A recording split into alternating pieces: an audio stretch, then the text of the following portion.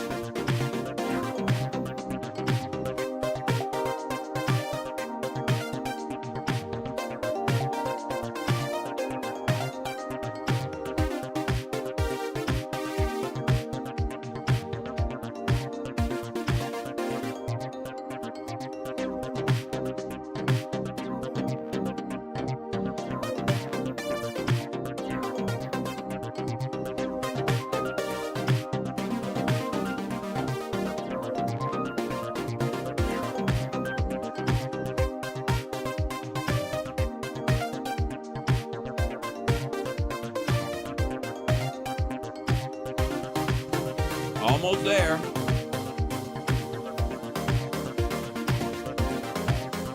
I'm telling you straight. It's my way or the highway. So anybody wants to walk, do it now.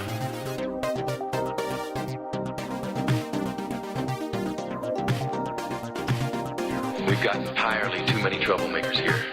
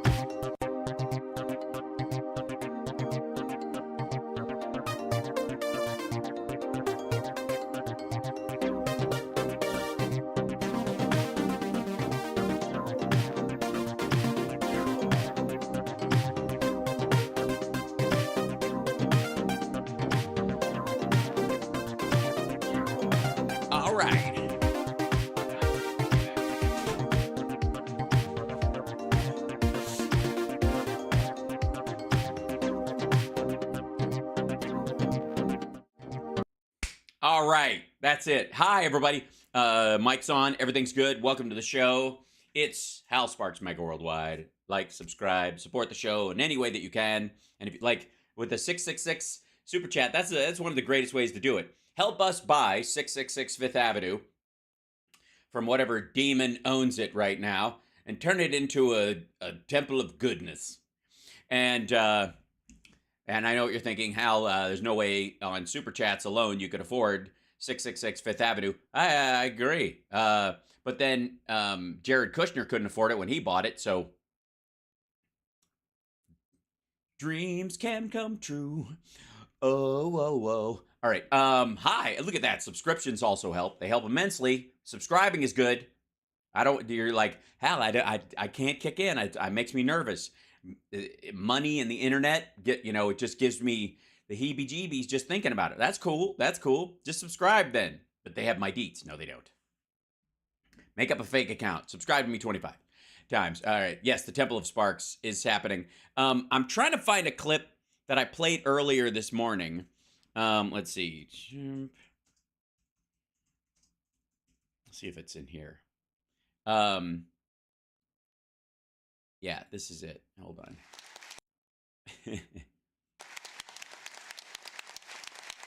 Thank you. Thank you very much. Thank you. Thanks so much.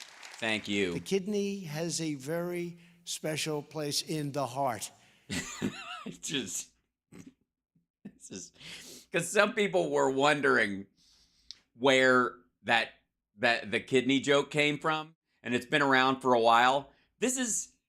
Let me play this again real quick. This is Trump while he's president of the United fucking States. And by the way, if Biden said anything that came remotely close to this, there would be memes about Biden has a kidney for a heart, and or that, you know how they wanted to put pig kidneys in human beings? It's a code to the QAnon figured it out. All right, yeah. The kidney has a very special place in the heart.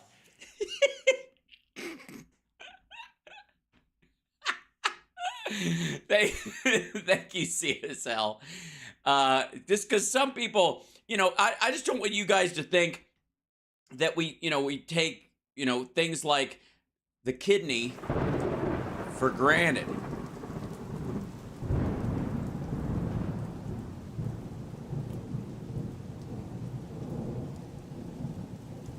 Kidney.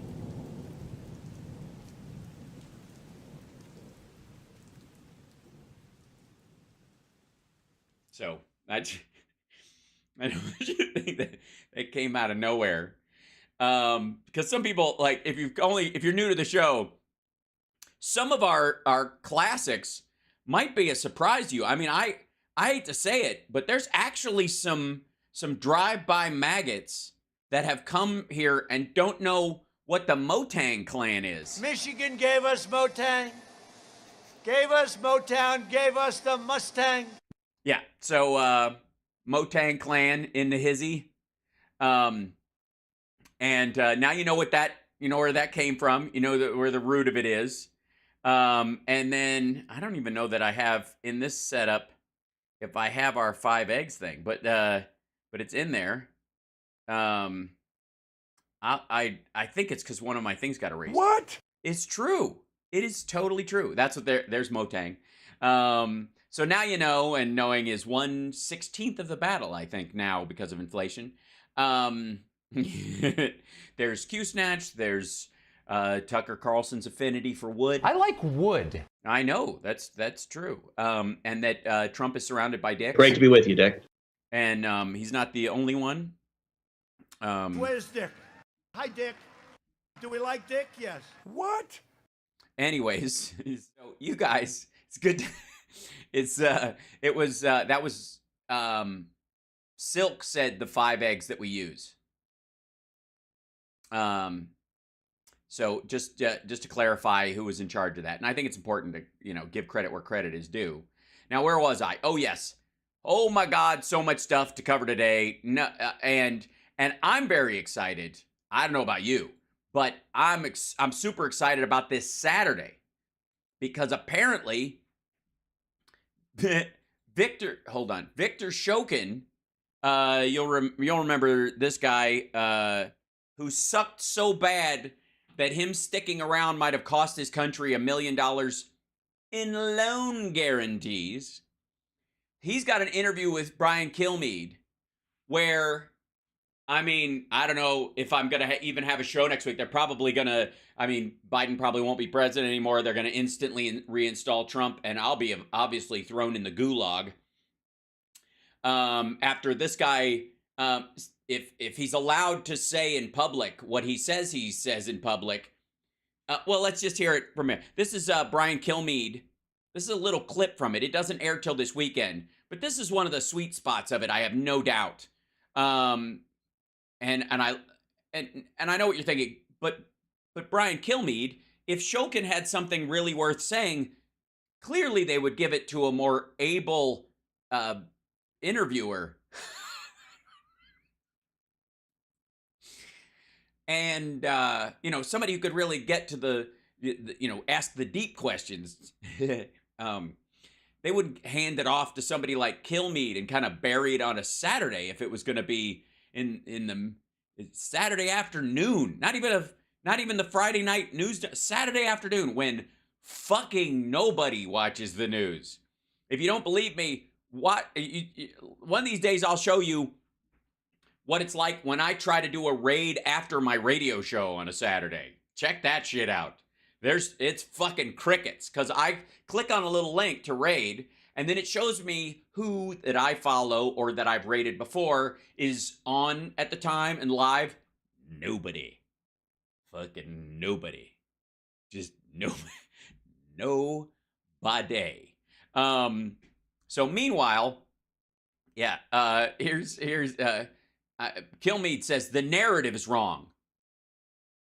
Is that code for the Bidens are criminals and we have the proof now? We have evidence? I'm just saying, if you interviewed the dude and he handed you some paperwork and you're like, oh, fuck, well, that's the game.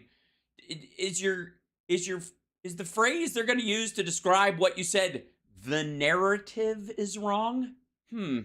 Let's see what we shall see. I have no doubt that there were illegal activities engaged in by Barisma. I have no doubt that there were illegal activities engaged in by Barisma. Cut. Continued to expand. And Zlochevsky, who at the time held the post of minister, started bringing in people who could provide protection for him. Okay, so the idea is, and Zlochevsky, who was the minister at the time, and he wasn't the minister at the time when he brought him in. He was just, there was this period where he was the minister of, oil and gas or whatever there, and he was running Barisma at the same time, and everybody's like, that's pretty fucking sketchy. Oh, sorry, the audio. I'm translating. Hunter Biden was among them, and the corruption. So Hunter Biden is one of the people that Zlochevsky thought he could hire to protect himself. Notice he had to flee the country shortly thereafter. It didn't quite work. Network expanded as a result. In a Fox News exclusive, Ukraine's former prosecutor general, who was fired while investigating Barisma, is sharing. Well, while there was an investigation going on that was going nowhere because they were paying him to not let it go further, Zlochevsky had this guy on the fucking payroll. That's why in the phone call that they're like, remember that phone call where he had to leave the room and they went and they needed to talk to somebody in Washington to protect Shokin or whatever, or deal with Shokin, which is the other thing. The reality is the Barisma's, Zlochevsky particularly, was worried that Shokin was going to get fired because the devil you know is better than the devil you don't, and he had his price. He didn't know that the guy replacing him, well, first of all, if anybody replaced him and actually did their fucking job, Zlochevsky did not want that. But also, this guy he could hold him at bay. If they brought in somebody who was more corrupt, it might cost him more to keep him on tip. Allegations about the Biden family corruption scandal. One Nation host Brian Kilmeade joins us now with more on his exclusive interview. Brian? Great. So, Brian, they were going to air this during Fox and Friends when nobody watches, but they decided to do it on Saturday because the numbers are even lower. For your show, why do you think Fox News would bury the Shokin interview? Good morning. It was a great interview. Nice very well done thanks. line of questioning. First of all, real Very well done line of questioning. This is going to be so good. I've not watched this, so I'm... quick, how did you line that up? Rudy Giuliani set it up? Taylor Walters reached out, just tried to hunt it down for the last month or so. And finally, they said, you know, you're the only one to really request. He's sitting by himself in a war zone, $800 a month he's living on. And he has a book. They tried to kill him. I see. He feels him trying to kill him. He had mercury poisoning 3 times. He said twice I was clinically dead. And then we got the medical records to back it up. And he's...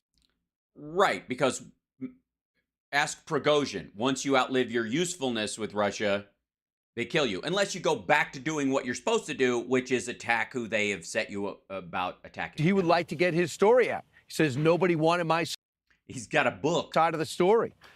So I wrote a book. So that was my goal. You know, I'm not telling you that he walks on water. I'm not telling you everything he's done.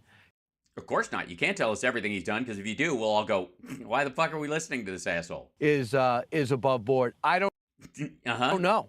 But Yeah, I don't know. What I do know is he was willing to say shit about Biden. I know this. The narrative is wrong.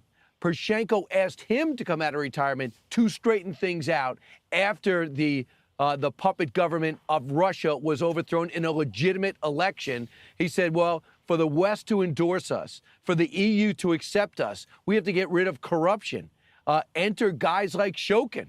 And he came in, and he started printing money. just trying to gut And then he lost it all, and now he lives on $800. things. And a lot of people didn't want him to do that. And one of which, it seems, is Barisma. And the 2 people put on that board who have no qualifications, Devin Archer and Hunter Biden. And what... Ooh, it's interesting.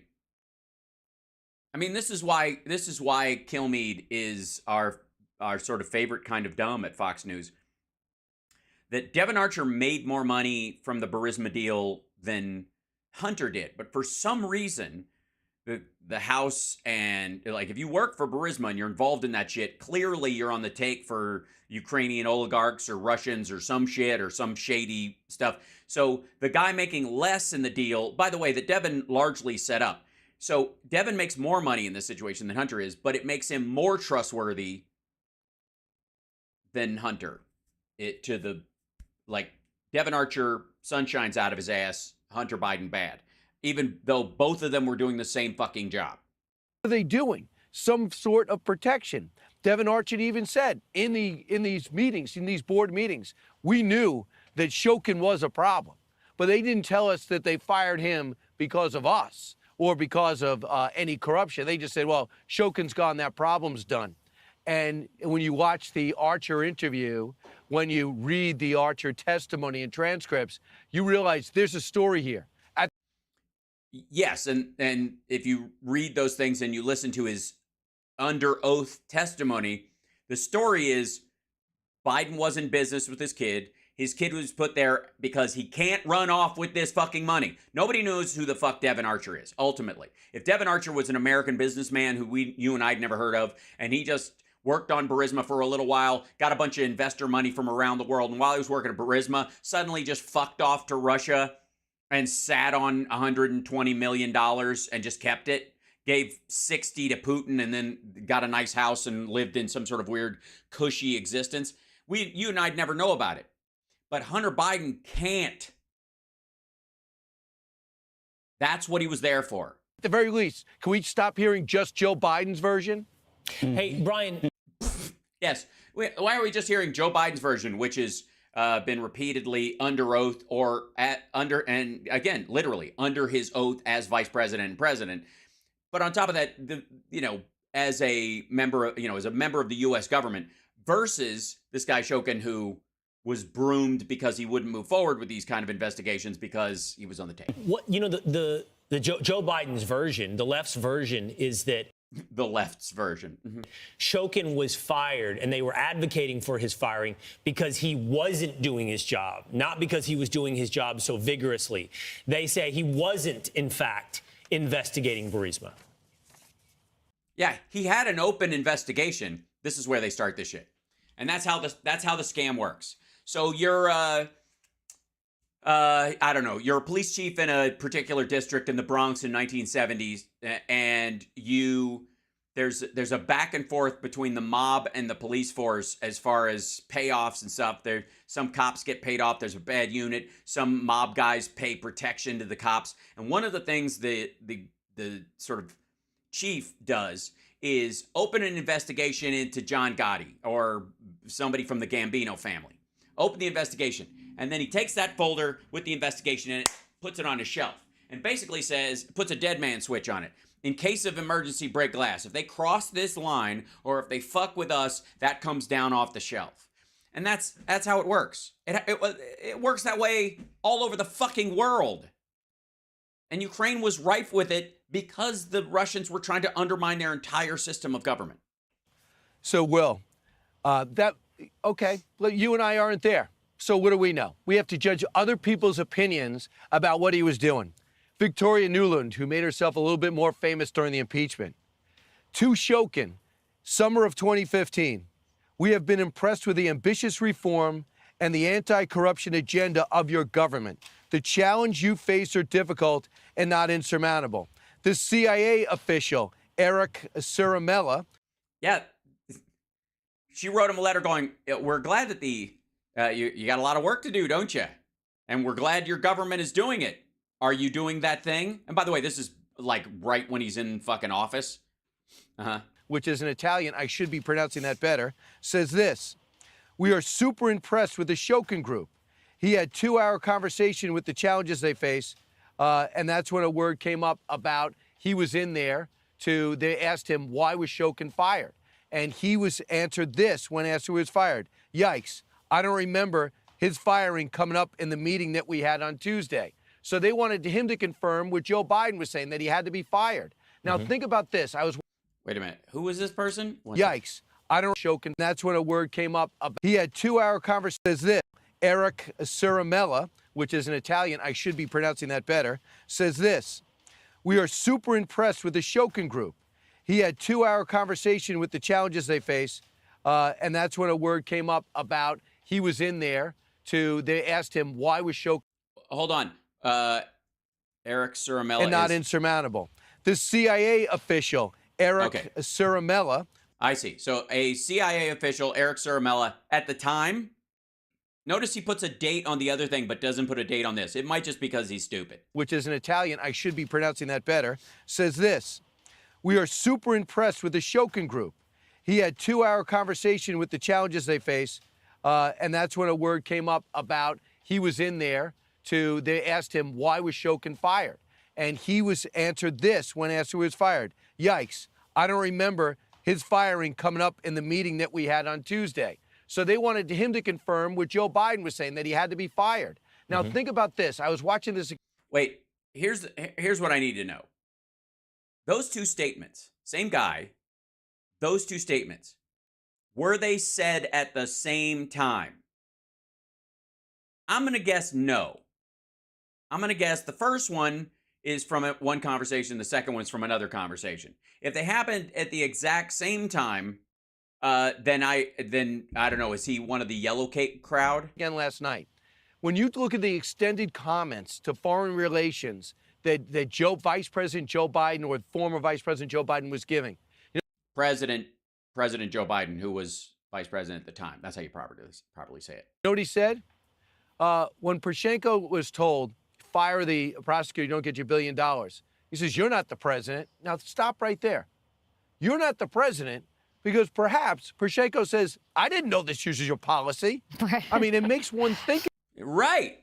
That's so great that you bring it up. And again, this is so wonderful. Run that by me again, dum-dum.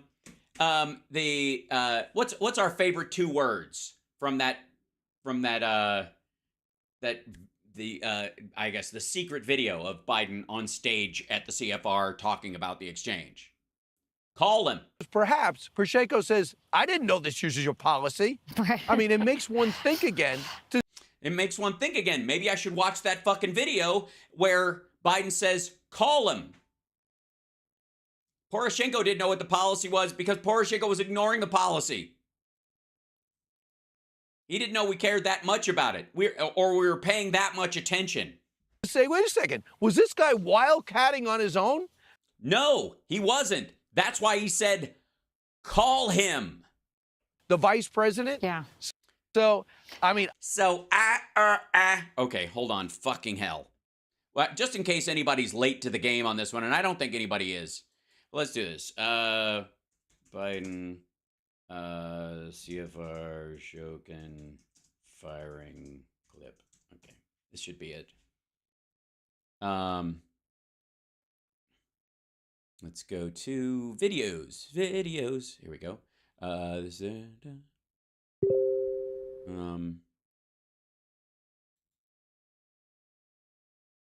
Now, this piece, this is from the Congressional Oversight Committee, and now we might have some maggots in the crowd that are very confused by all this. But I would like to point out a couple of things before I play it for you. One is they are not sitting around a table at a restaurant smoking cigars in a darkly lit room like a bunch of fucking gangsters. If you'll notice, there's a giant Council on Foreign Relations step and repeat that's on printed all over the fucking wall. And they're not just like, this isn't a paid fan gig where he went to somebody's house and they just really love the CFR, so they painted it on their wall. He's on stage in front of a live audience of people talking about some of the challenges that they faced in the Obama-Biden administration. Okay, let's jump. It's a minute long. Let's hear. I was not but it just happened to be that was the assignment I got. I got all the good ones, if you'll notice, that's what we would commonly refer to as a joke, as in getting to do Ukraine or deal with what was going on in Ukraine as vice president was a bit of a pain in the ass. So I got Ukraine, and I remember going over convincing our team, or others too, convincing us that we should be providing for loan guarantees. And I went over.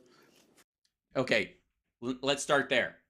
First of all, Biden was on the, and his team were talking about, we didn't bring taxpayer money. You keep hearing this shit all over the place. They say it, the Republicans say it, Jim Jordan says it, all that shit about how it's $1 billion of your tax money. This is like fucking, even Rusty Trombone pulls this one, where they're, it's your tax money and he's using your tax money. Okay, first of all, it's not. It's loan guarantees. If these loans are paid back, it never cost us a fucking dime. And they were, by the way. So that money never, it sat in an account as as sort of equity, or as effectively a down payment that never moved from the Treasury anywhere else. It was just a promissory note, essentially, that if you fall through and aren't able to pay, these loans back, we'll cover the interest of it or the principal up to $1 billion. The same thing was happening with the world, the WTF. Not the World Bank, but anyways. So they were doing the same thing to the tune of $70 billion. But let's start with the fact that it was Biden's idea to help them out with loan guarantees instead of direct U.S. taxpayer cash. Let's start there. Heard of the deal, anyone? I guess the 12th, 13th time to Kyiv, and I was supposed to announce that there was another $1 billion loan guarantee. And another, not the only, not the one, another. I had gotten a commitment from Poroshenko and from Yatsenyuk that they would take action against the state prosecutor, and they didn't. So they said they were walking out to press conference. I said, no, I'm not going to, we're not going to give you the $1 billion. They said, you have no authority. You're not the president. The president said. I said, call him. There we go. Call him. That's, again, this is where the whole fucking thing dies. I said, it gets a laugh. You're not getting $1 billion. I said, you're not getting $1 billion. I'm going to be leaving here. And I think it was, 6 hours? I said, I'm leaving in 6 hours. If the prosecutor's not fired, you're not getting the money. Well, son of a bitch. Got fired. And by the way, he had been on them about this for a period of time. Like, this was an issue. Hold on. Is this, where'd I go? Yeah, this guy. So this was not the first time they had talked about firing Shokin, according to Biden's telling of it, and according to, by the way, his entire team. So Biden's team on Ukraine, everybody who worked on it, tells the same story. That they had tried multiple times to get Poroshenko to fire Shokin. Shokin's the godfather of Poroshenko's fucking kids. And was effectively on the take. He was, and there are some people, by the way, because you can't be completely, you can't be criming everywhere or you'll get caught. So you have to do some good work to hide the bad work that you're doing. So Shokin was pretty good at that in the very beginning. And then he settled into basically the same system that was there before he came into office, which was the guys with money. We'll throw everybody who's broke and a criminal under the fucking bus. But if you got money, you can pay me to, move your case to the back of the list so you can shuffle some shit around at the very least. And if not, you can just pay me on the regular to keep it, on the shelf. But why can't we ask these questions? You can ask these questions, fuckhead. Again, this is the weirdest thing.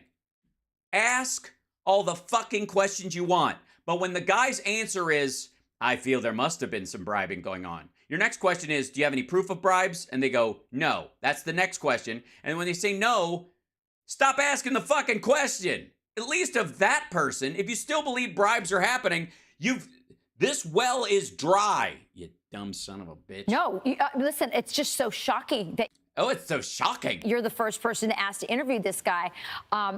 First of all, Rudy interviewed him for hours for some documentary that never fucking happened. Does anybody think that if Rudy had gotten some rock solid shit out of this guy, it would have been, he would have sat on it for some reason? Good on you. We have been super impressed with this interview. Here's another clip that I find very interesting. Watch. Okay, so this is what she finds. Everybody gets their own video pick hit of the week. There is no doubt that his actions have damaged the U.S. reputation in Ukraine. There is no doubt that his actions have damaged the U.S. reputation in Ukraine. It is public knowledge. Everybody knows that it was because of Joe Biden's actions that Russia was able to claim Crimea without firing a single shot. Oh, I see. So it's not just the Obama-Biden administration, even though he was vice president at the time. It was Biden's fault that Russia invaded Ukraine and kept it. Yeah, honest to God, this is for this to be like the generalized thought in the entire country. This is literally the first time I'm hearing anyone even make this accusation. Should we believe their interpreter? Oh, well, that's another question for another time. This is definitely what he's saying, though. I mean, because somebody else will check. We'll get Phil to check. Which, of course, eventually led to a full-scale war that is currently underway. So he says that the Biden corruption is embarrassing to America. And then he also says that it's responsible for why Russia was able to take Crimea without firing a shot. Can you explain what he means by that? Yeah, because I'm not quite sure that's what he said. But if that's what you think he said, yeah, tell me what you think he thought he said. I can't. And okay, that's all right. Well, that was good. All right, I was not expecting that. I mean, this is the ask the person who did the interview. Boy. A shot. Can you explain what he means by that? I can't. And I tried to get him to expand on that because the timing isn't exactly right. In 2014, Crimea was invaded. 2015 is when he was fired. I want to look into that, but what would he? Yeah, I'll look into it for you. It's bullshit. That's fucking great. So she looks very sad though. Look at. I mean, these guys look, like they're posing for actionsuits.com, but she's just like, fuck, I picked a wrong clip. I'll ask. Well, they did have him on. Michael Richards in the chat room is saying, This is good.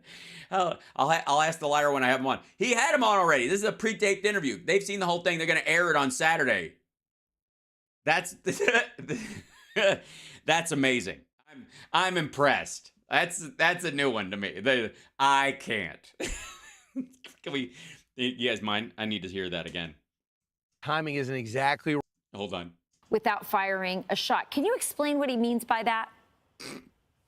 I can't. And I tried to get him to expand on that because the timing isn't exactly right. In 2014, Crimea was Crimea. Not exactly right. Off by a year and change. You know, but in the greater scope, in the expansion of the universe timescape, it's like this. It's like a hair on a mouse's ass. But Crimea was invaded. 2015 is when he was fired. I want to look into that, but the overarching. I want to look into that. Yeah, I don't know. Start with the calendar on your fucking phone. Statement was this: we came off. Joe Biden came off like he was in control, and it humiliates another country. Yeah. When you have another country's leaders go, yeah, fire this guy, keep this guy, rotate him out. You better do this, and here's your $1 billion. Okay, first of all, no. If you're asking for $1 billion from another country, beggars can't be choosers, motherfucker. And these assholes are against people getting welfare. They're against people getting unemployment insurance they fucking worked for, much less welfare. And this motherfucker's going to say, poor Ukraine, at the time that it was just transitioning out from under being a sock puppet of Russia, is all of a sudden, this is insulting, telling us we have to fire. He didn't go out on stage and say it, you dumb motherfucker. He didn't walk out onto this stage and going, I was going to give you guys $1 billion, but this motherfucker likes corruption more than he likes you. So and tears up the fucking check. Are you out of your mind? What are you talking about? He did it behind closed doors. They fired the guy and then you got the money. We're not going to give you the money if the money's going to end up in fucking Russia.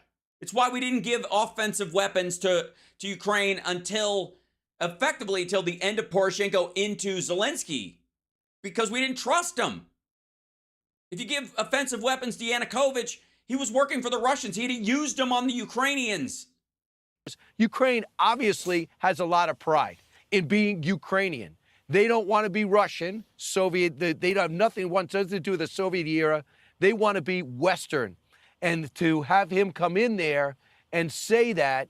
And say, you've been kind of run like a Russian state. If you want to be run like a Western state, you got to shape up. And we're not going to give you a bunch of free money unless you operate like a Western state.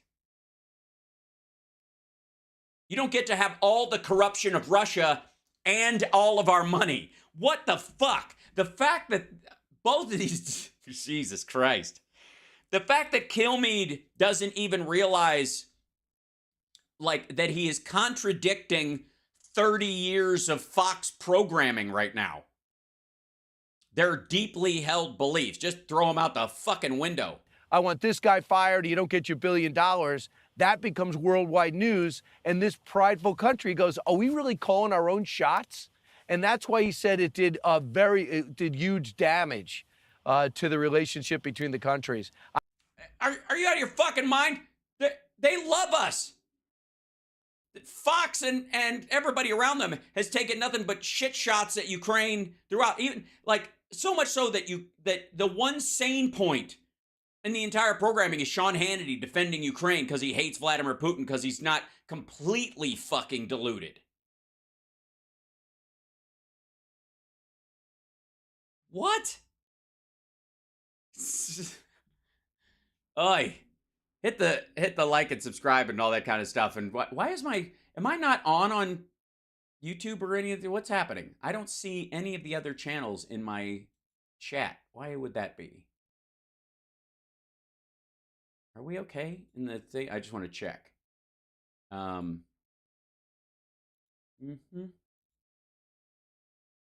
Seem all right. Are all the other channels open? It seems to be. They're supposed to be. Oh, there they are. Okay. Maybe this is it. Maybe it's only showing that one. Oh, I see. Yeah. Let's go to here. All right. I got to reload. I see. Yeah, my chat up here was only exit page. I got to reopen it. Aw, snap, it says. That's not good when Chrome says aw, snap. Hey, there we go. Now we got it. Okay, I just couldn't see all of a sudden the YouTube chat was gone. That's very sad. Yes, Brian is catching flies right now. He's got his flies open. I never thought about it bigger than Shokin in that way. But yeah, that would bother me if I found out that another country, France, came in and said, yeah, we're not selling you a version of nuclear subs if you don't get rid of the Assistant Secretary of Defense. Here, let me flip this for you. Well, how would you feel if the United States gave France nuclear subs if their Assistant Secretary of Defense had been rumored to and had been accused of openly of providing military secrets to the Russians and the Iranians? Now how important is firing that fuck before you give him the technology? So now let's go back down to money. Shokin is financially corrupt. He's extorting people in this process, which involves how money travels around the country, who get, what percentage of every $1 billion that we give them goes to, 200 million of it goes to just greasing fucking palms everywhere? And you're okay with that? Lord almighty. And they did. We'd be humiliated. It doesn't happen to America, but other countries trying to establish their identity, it would bother them. Yeah. Trying to establish their identity with our money. And we're glad to help them do it. But nobody has to help you, dumb. I love the fact that this motherfucker just is totally blind to the obvious and direct parallels between unemployment insurance and welfare, and how conservatives, and specifically him and Fox, has talked about people who need help. How about work requirements, motherfucker? How about that? Like, get a goddamn job or we won't give you your welfare. That make any sense to you? How about do your goddamn job or you won't get paid? All right. Are we paying the check or are they? We are. Okay. Do we get to have any demands at all if we're giving the money? Because again, this is fucking optional. Yeah, I'm just amazed at the blind spot in this shit. Yeah, it's a kind of imperialism, yeah. It's kind of like imperialism. All right. Now, obviously, the Shokin interview this Saturday will be fucking choice, and I look forward to doing the whole thing. It'll be on after the radio show, so I'll probably have to do a special report on Sunday with it. But it's part of the news story. I think, is it Jesse Waters or no? Who did this?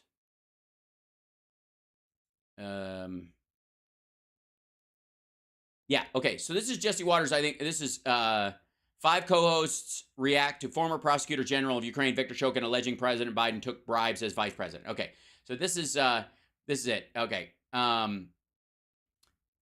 this is from the 5, and this is them talking, I think. Oh, I wanted to show you this. Can I show you this? Here, hold on. This is articles. This is from one of the weird QAnon sites. If you have any doubt that QAnon, besides being an anti-Semitic shit show of horrible people, is also a pro-Kremlin cover, this is in one of the big QAnon accounts. I discovered this. Assassinations work in both directions. See you in hell, traitor. Aren't you kind of giving it away? Aren't you that kind of on the nose a little bit, right? So, anyways, you guys are wonderful. Hold on. Don't forget to like, subscribe, give a thumbs up, support the show. It's Hal Sparks, Mega Worldwide. Now, Jesse Waters, he's very upset. Always, as a general character element. Even his smile is frowning. And this is the 5, which is really, from Fox's point of view, the 4 and an outlier. Who, by the way, you ever notice how the liberal that they always put on there trounces everybody else, even though they're outnumbered. Yeah, it's weird that way. Anyways, he's talking about the Shokin interview that Kill Me did. Maybe they'll play clips. We'll see. I have not pre-watched this. You're watching it with me. That's how we do shit here. It's House Sparks Megaworldwide. Let's do this. Love if you just forgot about the time when he Biden would love if you flexed just... his muscle as Obama's vice president and got a Ukrainian prosecutor fired. The same one who was looking into the Ukrainian energy company Barisma, his son Hunter was on the board of. As I'm leaving in 6 hours. Yes, he wants you to forget the fact that in 2018, 2 years after he was out of office, he was still bragging about it. This was one of his choice brags. Yeah, I don't know why the videos keep getting quiet. If the prosecutor's not fired, you're not getting the money. Well, son of a got fired. And they put in place someone who was solid at the time. Yeah. You know, it's always funny when the Fox folks leave that part on and they put somebody in who was solid. Right. But that SOB that Biden got fired isn't going to be silent. Uh-huh. He's got his dream interview with Brian Kilmeade.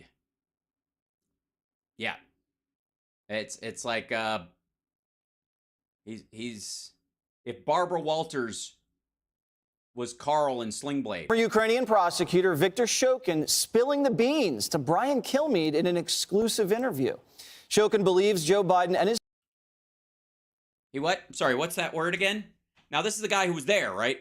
Tell me again. He what? Beans to Brian Kilmeade in an exclusive interview. Shokin believes Joe Biden... Is you who? Spilling the beans to Brian Kilmeade in an exclusive interview. Shokin believes Joe Biden... Oh, he believes. That's all I really need from a prosecutor. I don't know about you. Your Honor, Exhibit A is my belief that the client, that the defendant is a complete shitheel. Yep. I just feel it in my heart, Your Honor. If you'd like to cross-examine my beliefs, I really believe it. I mean, look at him. I mean, what more do you need? A smoking gun, something like... I mean, come on. Look at the fucking guy. Look at him. Serious, right? and his son Hunter took bribes. I do not want to deal in unproven facts. I do not want to deal in unproven facts. Well, you're in luck because there's no such thing as an unproven fact. If something is unproven, then it is not indeed a fact. But my firm personal conviction as someone who was fired for corruption is that, yes, this was the case. They were being bribed. The fact that Joe Biden gave away $1 billion in U.S. money in exchange for my dismissal, my firing, isn't that alone a case of corruption? No, it's a reaction to corruption, fuckwad. The point was, you're so fucking corrupt, I'm not going to give you the keys to my house. You can't stay over if you're bringing that guy. That's it. I told you could stay at my house over the weekend because your house was flooded out. That's cool. But not that guy. Because that motherfucker keeps setting fire to every house he stays in. No. That's it. The recognition of, Jesus Christ. That's like saying undercover cops are the linchpin of the drug trade because they pretend to do what I do for a living. The White House claiming Shokin's lying, but you can be the judge of that.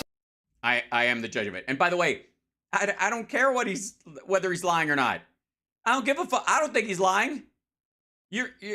Excuse me for 1 second. I mean, clarify. I don't think he's lying. I mean, I think he's full of shit, but I have no measurable way of knowing whether he's lying, nor does he. He says it's his firmly held belief.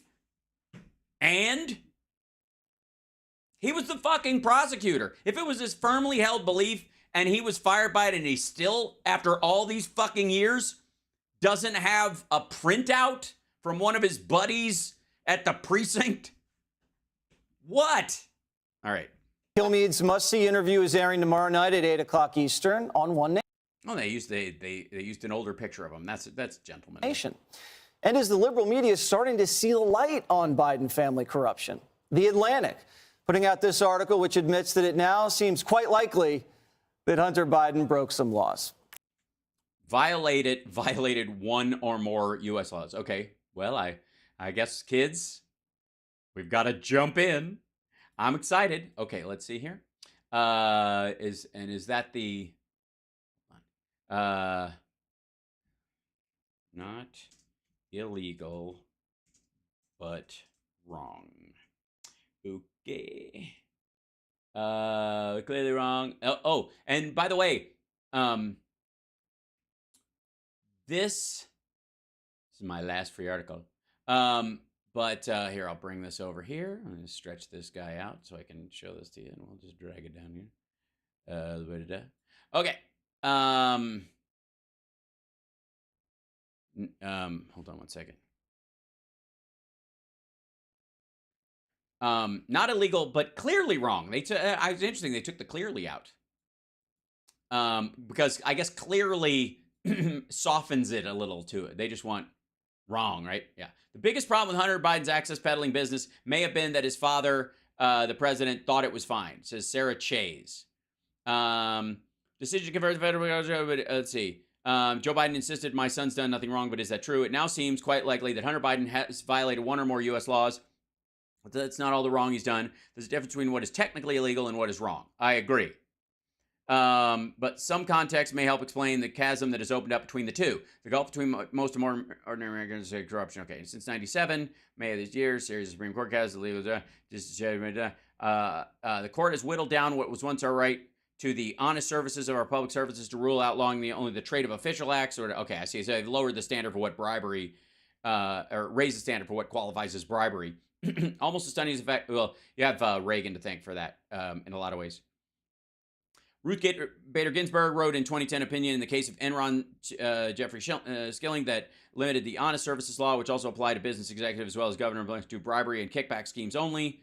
Thanks to that part of the court, I see. So, I mean, what part of this protects Donald Trump? Let's start there. Let's start with the bare fact of Barisma, the Ukrainian energy company that put Archer and Hunter on his board of directors. It did so in the spring of 2014, shortly after the Maidan Revolution toppled the government of Viktor Yanukovych, a man whose corruption had to be seen to be believed. Barisma's owner was Mikhail Zlochevsky, who had been Yanukovych's minister for natural resources. Zlochevsky had been a target of investigations by the top prosecutors since 2012 for suspected money laundering, self-dealing in Barisma. So he started this is a good point. Zlochevsky had been the target of Ukraine's top prosecutor since 2012. We'll open this link in a new tab. For suspected money laundering, self-dealing at Barisma, some months after the ouster of his former boss, Zlochevsky fled Ukraine. Ukrainian authorities have effectively suspended their investigation because they're unable to determine his whereabouts. Yeah, and again, when's the moment where this guy feels like he's in a tight spot and he wants to release? He's just gone. What do we assume? Is this the Biden body count? We're going to start with that. They're going to start. I mean, the Clintons had one, right? All right. I've studied how corruption works in fossil fuel-rich countries of this ilk and have repeatedly noticed the role of energy and natural resource ministers. Petroleum minister in Nigeria, when I was working there, for example, has been implicated and found liable in multiple bribery schemes. In 2013, the country's central bank governor provided evidence to the Senate that close to $1 billion a month in oil revenues had disappeared. Other characters alongside the Ukrainian oil ministry, yes, we know this.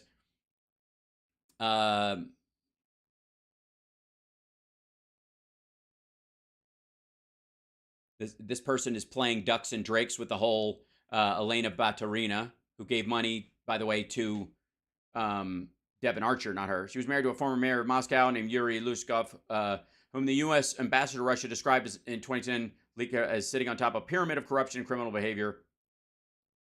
Also in this circle, per Archer's testimony, was his good friend Karim Mazimov. Let's see, intelligence chief and prime minister under Kazakhstan Nazarbayev. Investigated by those suspected bribery, blah, blah, blah. Yes, we know this. Archer's description of associates' activities illustrate what I found to be the typical modus operandi for such networks. Okay, so, but Archer is to be trusted. Hunter is not. I see. His own corporate holdings, Hunter had a stake, were subdivided, blah, blah, blah. According to Archer's testimony, Masimov and Baderino were among the people present at one of the dinners to which Hunter Biden invited his fathers and other gatherings. That was later? Yeah, okay. In which he invited his father. At other gatherings, Hunter would put his dad on speakerphone. Nothing substantive was discussed. Archer testified, but that's not the point. Yes, it is the point. It is solely the point. You cannot stop someone else for selling access to you. You can only not give it. And unless you can show that he gave it, basically, Hunter was just using his last name, as a skate or as a backstop to protect himself. Don't fuck with me. This is who my dad is, essentially. And that's Archer's testimony. We saw that. Blah, blah, blah, blah. Okay. Anyways, I don't know who Sarah Chase is. We do know that. Look out, corruption ahead. As the country mobilizes resources to address the pandemic, politicians and corporations may attempt to exploit the crisis to enrich themselves. This is how kleptocracies work. Hunter Biden's perfectly legal, socially acceptable corruption. She wrote this in 2019. Trump's pardons were shocking to some, but to me, they were eerily familiar. Straight out of the kleptocratic playbook I've studied in a dozen other countries. Preparing for the collapse of the Saudi kingdom. It can't last. The U.S. better get ready. This is 2016. All right, we'll see. It's, from your mouth to God's ears, but we'll see. Okay, so anyways, that was the primary one. She's not listing which ones. Obviously, she means tax laws, but whatever. Are you going to be watching at 8 o'clock Eastern, One Nation, Jessica? Absolutely. I think that everyone should. I think it's really important to hear from all sides on these kinds of things. Tell that to the committees who are That's not answering any questions. Sorry, I didn't mean to interrupt. Well, I don't get what that's a reference to, but Victor Shokin, though, is basically it's like, bitch, right? That's essentially not the most reliable narrator for such an event, and he's not under oath. He's just doing an interview, and he should go and testify before committees under oath if he has a real story to tell there. But all of the evidence refutes what we saw in that little preview of the interview. Biden fired Victor Shokin with the support of the entire European Union, the International Monetary Fund, the Ukraine. Oh, Greg's not even, Gutfeld's not showing up for this one. He must be sick. I don't know. It must be exhausting coming up with all those jokes without punchlines. Ukrainian parliament all voted to kick him out because the guy wasn't doing his job. He wasn't investigating corruption. You know who wasn't into firing him, though? The Obama administration. The Obama administration said, yeah, they weren't so corrupt, we can keep them there. That's not true, Sure and it was Joe Biden's purview. It is okay. true. Victor Shokin's deputy, a guy named Vitaly Casco, has even confirmed that he wasn't investigating. Barisma, Marie Yovanovitch, our own U.S. ambassador to Ukraine, George Kent, all confirmed it. If you think that the entirety of the international community... like, Jesse's just trying to jab in this and is failing miserably. I mean, honestly, nice work. Cares enough about Hunter Biden's $50,000 a month to keep someone in office. Why would Joe Biden want him gone then?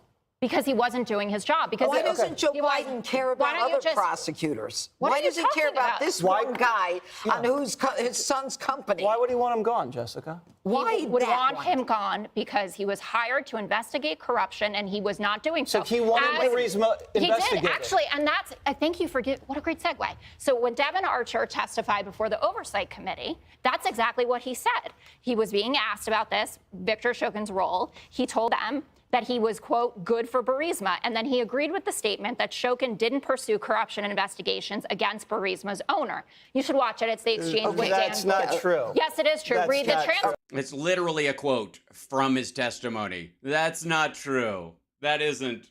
You have to understand, I said a thing based on what I thought I heard and wanted to hear, and while avoiding anything I didn't want to hear.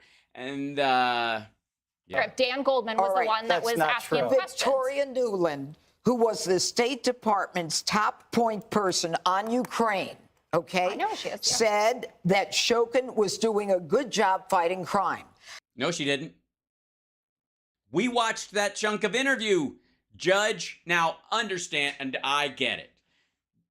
What in the hell would Janine Pirro know about facts or evidence? She only calls herself a judge still, right? She makes fun of Dr. Joe Biden, but still calls herself a judge. Oh boy. You know what? Fuck it. I'm Colonel Hal Sparks from now on. Just get used to the idea. I'm a colonel. I'm a Kentucky colonel. I've been designated by the state of Kentucky as a colonel.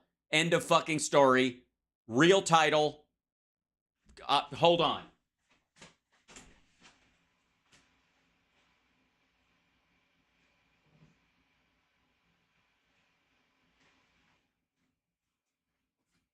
Fuck off. I am a colonel. I'm a Kentucky colonel. That's right. See that? And there you go. This says, Polly Patton, to all to whom these presents shall come, greetings, know ye that Honorable Hal Sparks is commissioned a Kentucky colonel. I hereby confer this honor with all the rights, privileges, and responsibilities thereunto appertaining. Polly Patton and John Y. Brown III. Just saying. I'm a fucking colonel. Eat that, Judge. And granted, I would defer to any members of our military based on their rank out of respect. But if I am sitting on a porch somewhere in the South, and you hear crickets and there's lightning bugs floating around, and I've got a straw in my mouth, and I'm sitting in a rocking chair, it is totally fine to go, "Evening, Colonel," and I will respond in kind. You're goddamn right I'm a colonel. So, if I'm ever on this fucking show, I'm gonna insist that Judge refer to me as Colonel. John Kerry was saying the same thing, that Shokin specifically was doing a good job fighting corruption. And this is in. By the way, no, they weren't. Back to what we were talking about when she went on this. They said the government was doing a good job in general. There were obviously some areas they needed to work on, like Shokin, for example. June of 2015. All of a sudden, in January of 2016, Shokin is corrupt, and Joe Biden says he's got to go. Now, the fact is that the Obama State Department was in favor of Shokin because everybody knew there was corruption going on in Ukraine. That's why Shokin was hired.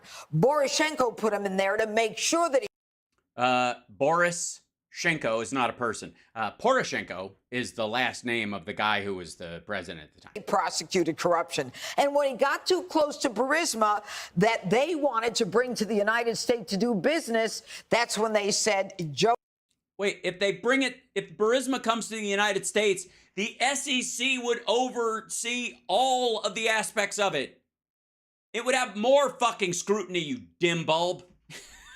Oh, you got to come in here and save this country, this company, or your son. I'm not finished. He wasn't. In 20, what did you say?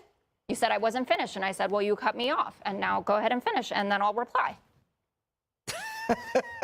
All right. In 2016, all of a sudden, the prosecutor, who's so wonderful to the State Department, everyone's so grateful he's there, all of a sudden now that Hunter Biden just gets on the board, everybody's like, he's got to go. And if you're dangling $1 billion, don't you think that billion might be able to force the prosecutor to investigate Barisma? Why do you need a...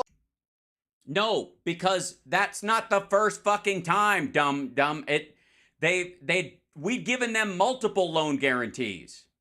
As a matter of fact, let's jump into that, shall we? Give me 1 second. Let's see. History of U.S. support for Ukraine.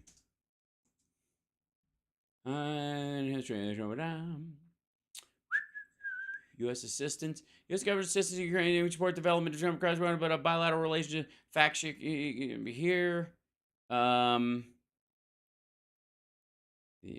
Charles d'Affaires. U.S. relationship, Ukraine relations, U.S. assistance. Let's see. ACE country assistance fact sheet. Let's see if we can find this guy.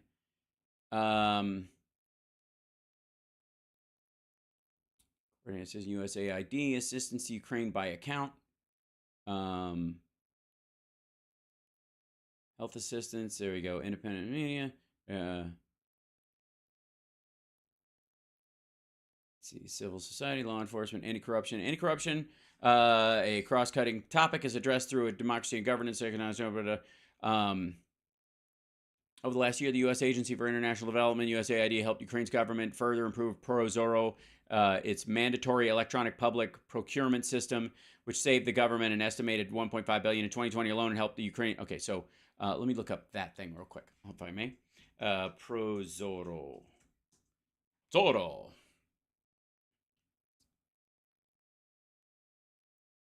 There we go. Now let's see if is there an English version of this? Son of a dog doodle. Yeah, there it is. It automatically. Okay, so all the functions, obviously, online portal, blah, blah, blah, blah, blah. Online public access procurement tenders in Ukraine. Here you go. So this was, let's see, let me try to find the history of it.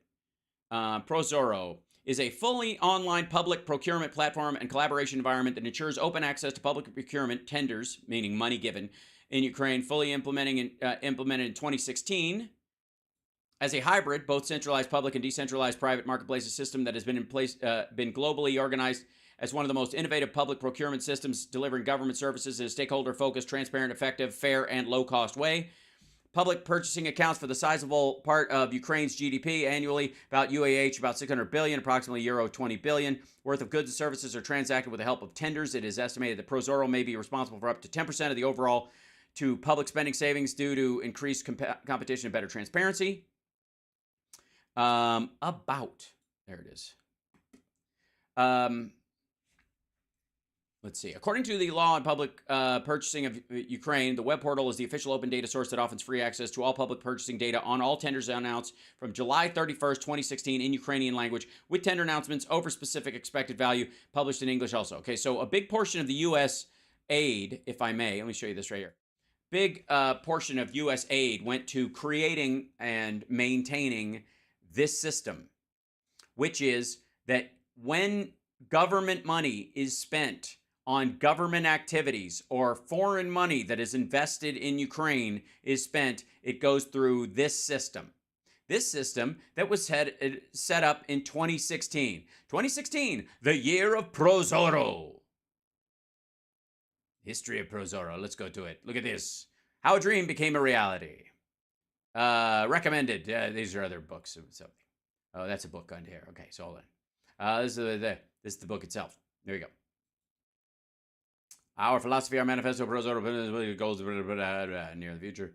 People are not used to controlling spending of public funds in Ukraine. Until recently, it was believed that the state budget is the abstract money of the country that is distributed by a number of officials in their own way. In Ukraine, only experts were interested in the way public procurement is carried out and why this area is particularly vulnerable to corruption. There it is. So 60 billion Ukrainian dollars a day conservative estimate of the corruption tax. 10% goes out the door. Losses because of lack of competition, another 10%. So people are getting sweetheart deals. So 20% of the money that is in their entire budget. So Biden is facing the fact that we've given them multiple $billion. We're doing it on the regular, especially since 2014. We're giving them these loan guarantees. And I think, well, let's see. I don't know how many. We'll find that in a second. But every $1 billion that we give to Ukraine, 20% is going out the fucking door. 20%. The American people are paying it, and this affects whether the loan guarantees are used or gets paid back. You know, or the loans themselves get paid back. So that everybody can see everything like this. In the electronic public procurement system, everyone can see everything. We work in the Golden Triangle partnership. There's their manifesto. So that's our money that goes into Ukraine goes through that. Fascinating, wouldn't you say?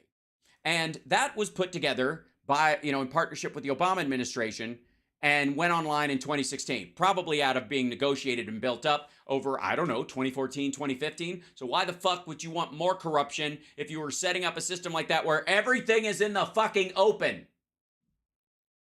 ProZorro. How many billions went to Ukraine during Obama-Biden? Something like that. Let's see. CFR is 2023. How much aid is it sent? Okay. This is just over this is for the war, right?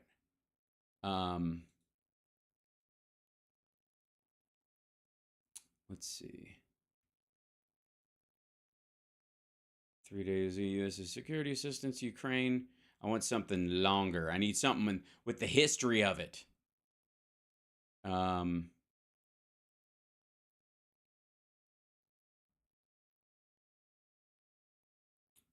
see. 5 minutes. Yeah. The problem is it's there you go. Malfeasance. The Google Books review in his own words. Video. I described. Okay. This is okay. That's one of their books about it.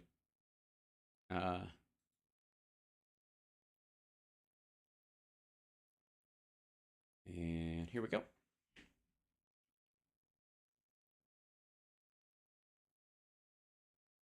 Yeah, I'm looking something up. Talk amongst yourselves. I'll find something. Fear not. I need to find like let's see. I need new. All right, I keep getting new links, and I need old. Let's see. Let's see. There you go. Here you go. U.S. Assistance to Ukraine since February 2014. Okay, there you go. Well, this is here you go. This is from June 15th, 2016. This should help us out a little bit. What do you think? Here we go. Fact sheet: U.S. assistance to Ukraine since February 2014.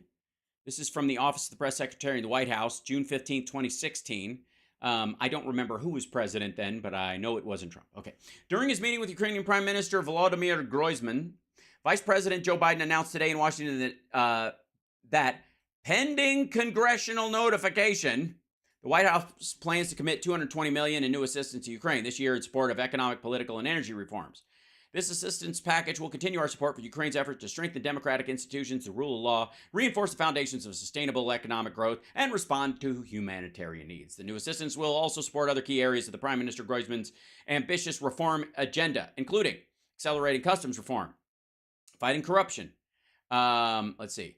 Through support for key justice sector reforms, including implementation of the constitutional amendments adopted by the Rada on June 2nd, and Prosecutor General Yuri Lutsenko, that's the guy who replaced him, reform agenda, and by expanding our partnerships with National Anti-Corruption Bureau, Specialized Anti-Corruption Prosecutor's Office, and National Police, as well as support for independent media and civil society. Extending decentralization across Ukraine, helping to improve service delivery, increase citizen engagement and oversight, raise public awareness of the benefits of reforms, expanding support for energy security. Okay, in addition, on June 9th, the Overseas Private Investment Corporation, OPIC, if I had any more of that diesel fuel, I'd have to join that OPEC, approved up to $62.5 million in financial support to 2 private equity funds that will invest in Ukraine across a number of sectors, including agribusiness, healthcare, infrastructure, retail, consumer goods, and real estate. These 2 investments are in addition to OPIC's total exposure in Ukraine of $185 million, including $73 million in insurance coverage, $97 million in finance. Okay. The United States is also helping Ukraine improve its business environment to attract more foreign investment through implementation of banking reforms, simplified regulations, enhanced investor rights, and greater transparency. Why the fuck would you even shoot for these goals? I guess maybe whatever. All right, the United States will continue to work closely with the Ukrainian government to help ensure the practical experience the U.S. industry is taken into account. These initiatives now and new commitments are worth part of a $1.3 billion in foreign assistance the U.S. government has committed to Ukraine since 2014 to advance reform, strengthen democratic institutions, civil society, stimulate economic growth, strengthen its defenses, and help Ukraine more safely monitor and secure its borders and defend its territorial integrity. U.S. government also provided Ukraine $2 billion in loan guarantees. So the second one was the one he held up, I guess, and signed an agreement on June 3rd to allow for the issuance of a third, up to $1 billion. Maybe that was the last one. So they'd already done 2. There was 3. Of a third, up to $1 billion loan guarantee in the coming months, pending completion of certain conditions. and congressional notification process. These loan guarantees help Ukraine stabilize its economy and protect the most vulnerable households. Motherfucker, it says it. Certain conditions. Who thinks, call him. Who thinks that fucking, well, I mean, it's just so, if I may, bink, bink, bink, bink, bink. Let's bring this up so you guys can read this and make this, there it goes. There you go. Issuance of a third, up to $1 billion loan guarantee in the coming months, pending completion of certain conditions and the congressional notification process.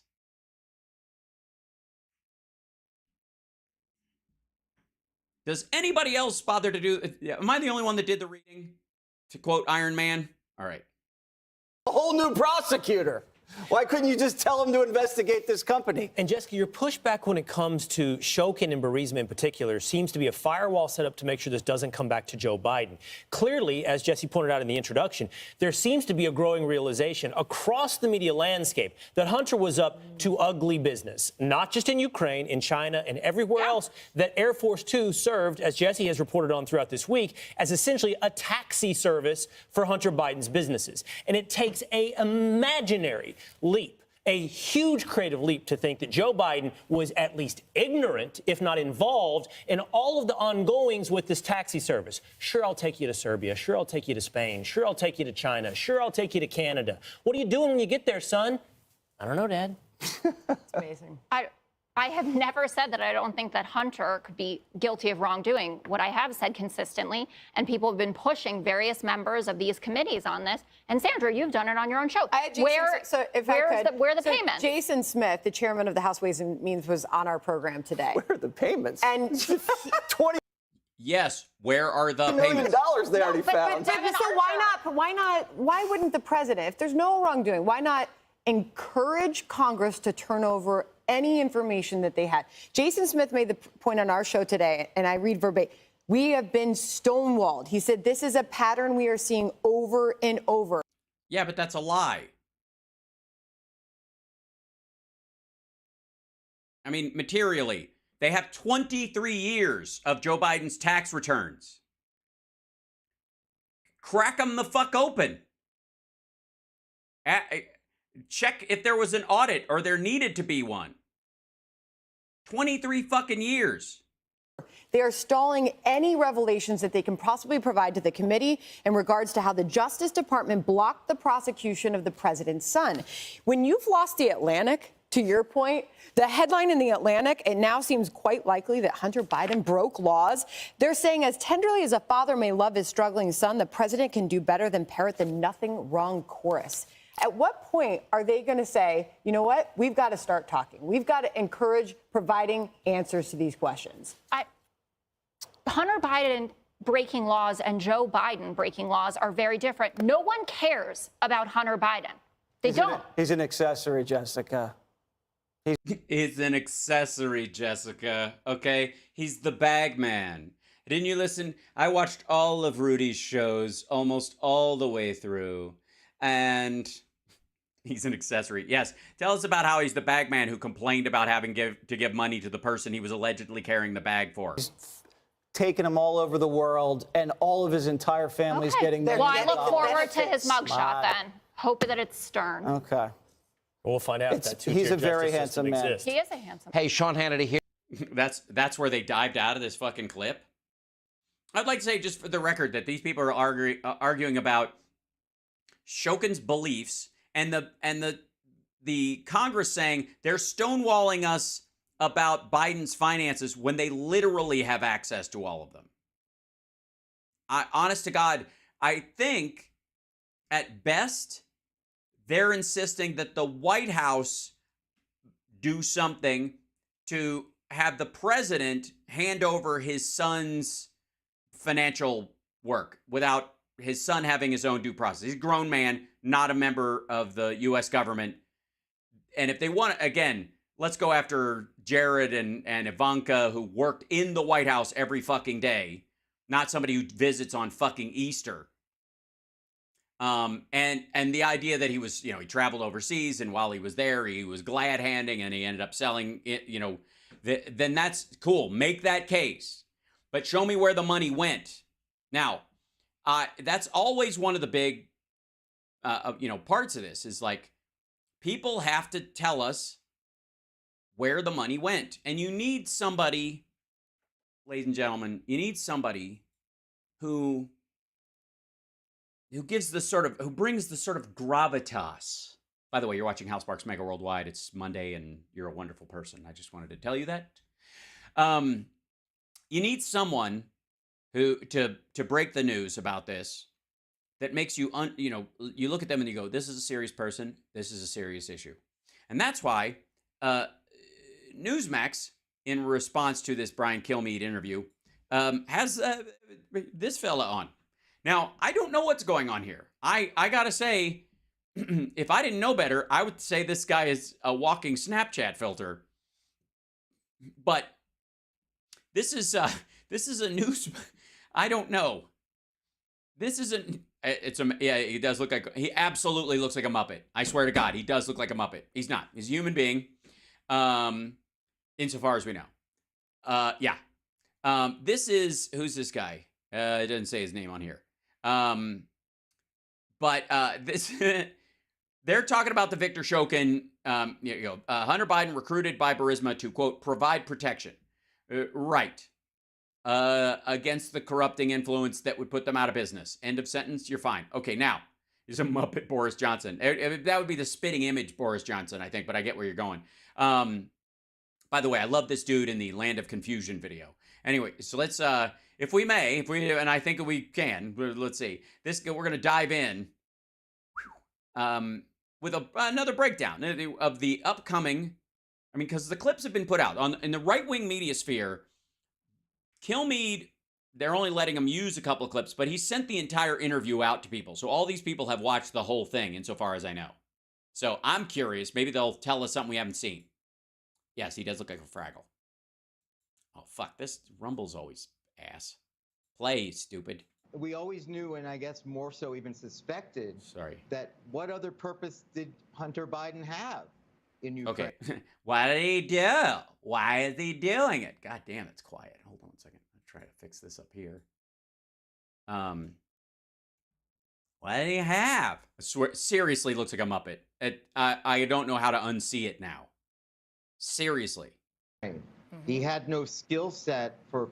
Oh, this is the old. This is a Thane Rosenbaum. That's fucking amazing. Distinguished professor at Toro University. Corporate governance. Oh, right. He had no experience as a part of an investment group whose only job was to sit there and make sure the money was spent where it was supposed to be spent. Yeah, that's really heavy lifting.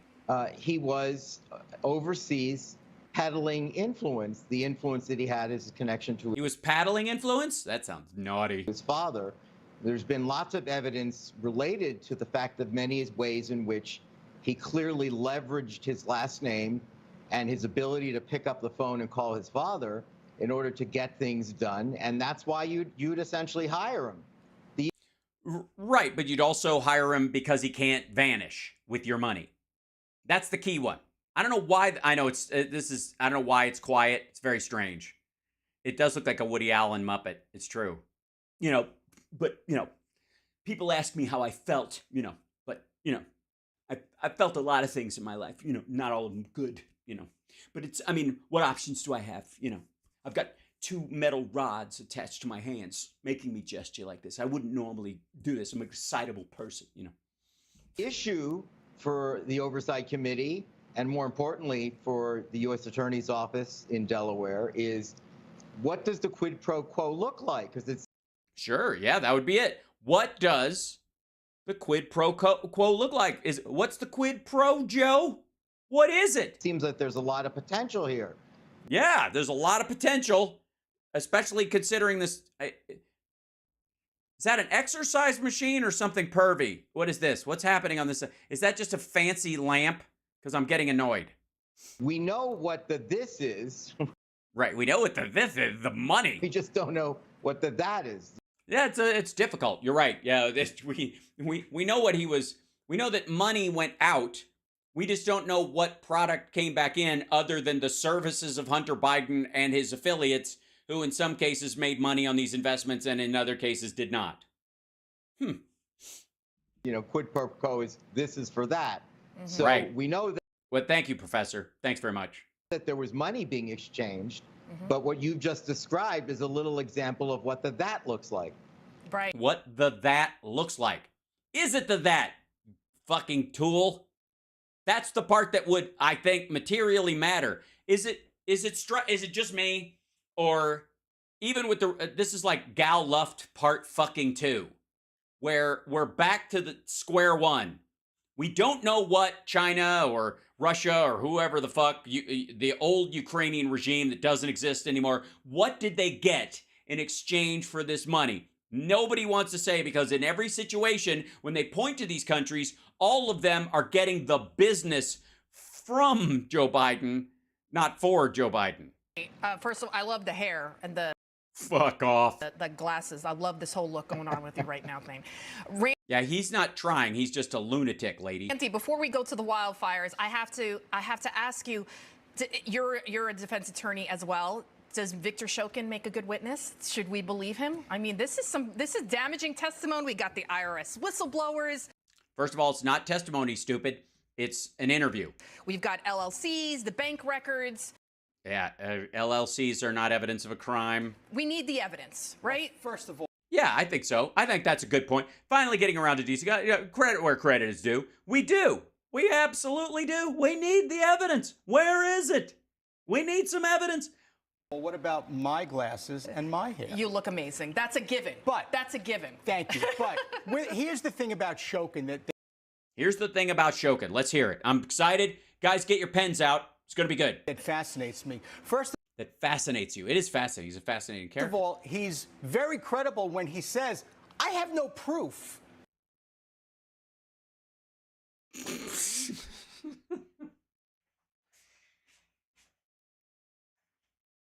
He's very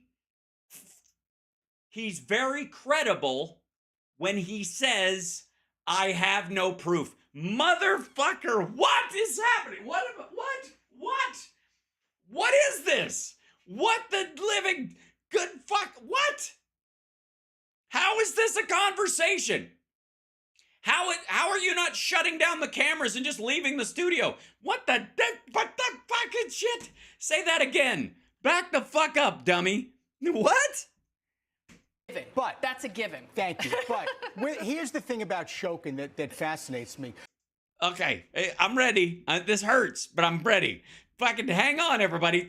You might want to grip a table or something.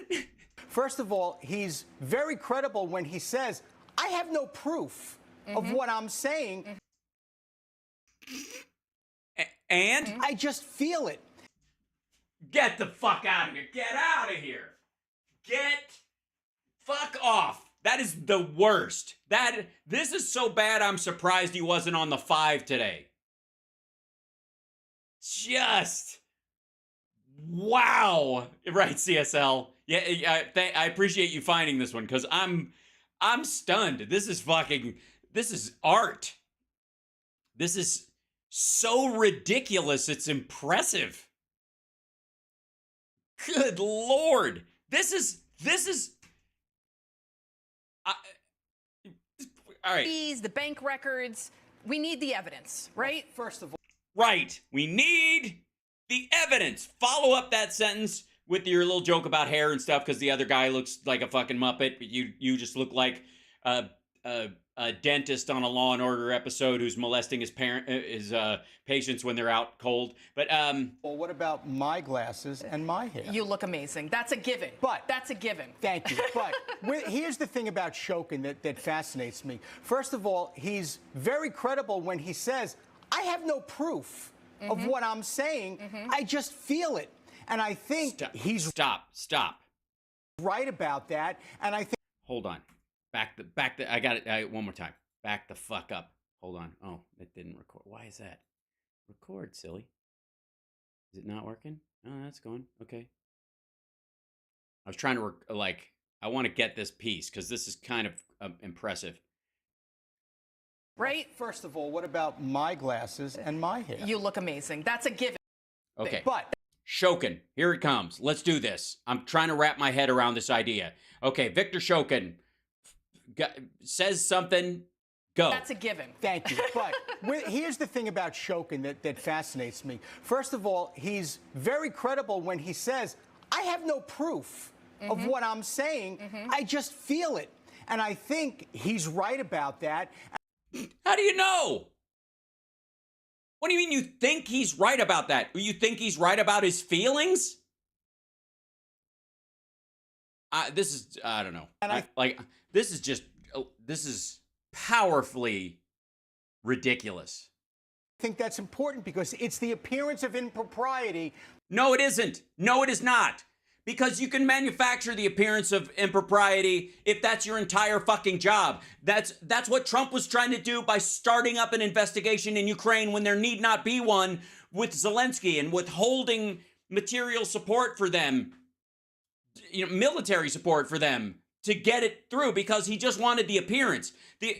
You can manufacture the appearance of impropriety. So motherfucker, the entire Trump maggot crowd says that's what they were doing to Trump with the Russia collusion hoax. Remember, that's their argument, that people were manufacturing the image, the image of impropriety. Literally, that it was a hoax. It was an illusion of impropriety. So yes, it does matter.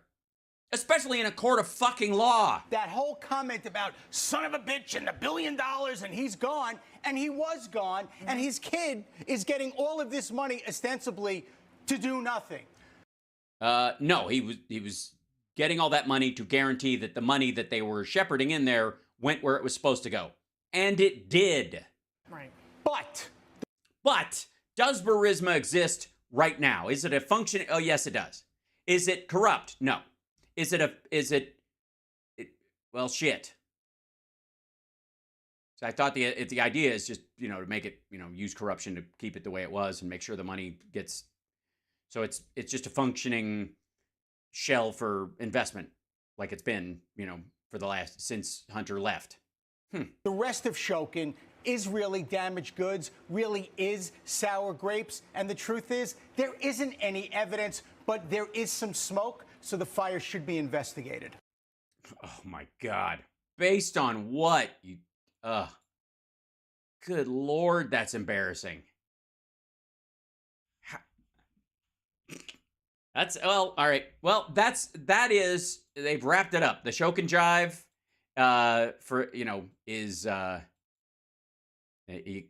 I guess they were selling it. I mean, there's one person. Do I have time? Yeah.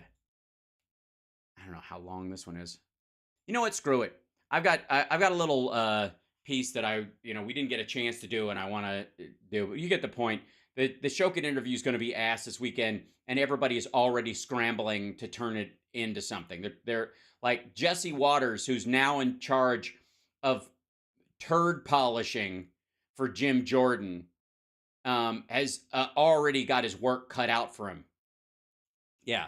Shokin, Shuckin, and Jiving. That's what I called it. Shokin, Jive, Shokin, Jive today. But all right. A dream has come true, ladies and gentlemen, if I may. And hello, chat room. By the way, you're amazing. And I adore you. And thank you for your wonderful generosity and support. And I'm still beaming about what Bob Cesca had to say about you this morning on the morning show, because he's right. You're wonderfully informed and a lot of fun to be around. Even our trolls are better than other people's trolls. How do you like that, trolls? Do you feel welcome yet? God damn it. Meanwhile, dreams do come true. I want you to know this. This is even beyond my stoic optimism. This is straight just utopian pie in the sky stuff. Because Greg Kelly got to interview Donald Trump. Now, it was on the phone, obviously, and he's, oh shit. There's something weird about Rumble where, okay, 103, so I'm going to open this back up. There you go. See that? It doesn't want to play the audio. It's so odd. Why are you shite? Why are you shite? Enable. I enabled the audio, and the audio should be playing, and there is none because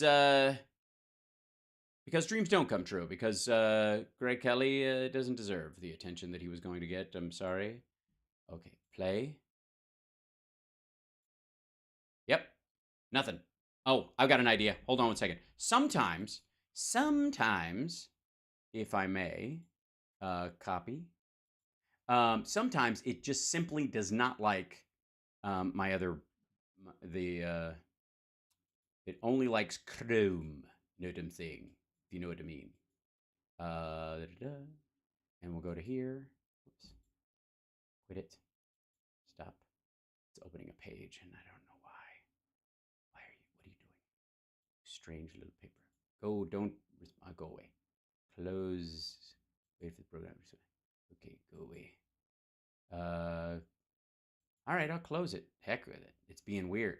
I literally, it is collecting information about the problem. Might take so. I'm like, get it out of here. I don't care. There you go. Now, opening it back up. Just wants to, it doesn't like it. Just restore the page. Yes, restore them. Meanwhile, paste, and we'll go to here, and that's all I care about. And After his arrest. Aha! There you go. That's I hear audio now. You sons of dog doodles. All right, now we'll stretch this out, and I'll make it fit in the thing again. And then I'm also going to break this out and open, because I lost my chat when the program died. I got to bring that up here. There you go. Shrink this guy down, and then it'll be back in no time, and I'll get to have you guys, and it'll be lovely, and we're all home again. Okay, now for this is something like this. There we go. It's at there we go. On the phone. Oh, it's very exciting. Back up, dummy. Okay. All right. He brooms Byron. It's funny because I don't know if he was planning on him calling in, but he brooms Byron Johnson during this. So let's see. By President Trump. He is in Trump Force One, the aircraft, I believe, somewhere over. What else would he call Trump Force One? Stupid. His penis pump? The United States. Mr. President, welcome back to the show. How are you? Sounds good so far. Trump Force One, ready for any mission you put in front of it. I'm very good, Greg, and thank you very much. And I will tell you that Byron is fantastic. He is a star on the rise. He's great. A fantastic job, and a great Republican and great patriot. Yeah, we're crazy about him, and I love. Well, that's a little overshare, don't you think? I mean, I'm glad you guys get along, but simmer down. That you guys are allies. So, Mr. President, Greg, you would not be friends or be supportive of a Republican that was not a, quote, Trump ally. What the fuck are you talking about? Fourth time you were in custody today. It's totally absurd. I myself avoided it because my dad was the police commissioner, so I was able to I had a card, I could call him, and nobody even heard about it. It's got to be rough, you know? In my opinion, but what was it like? How did they treat you? What was the experience like today? Right. Did they look for drugs in your butt? In jail.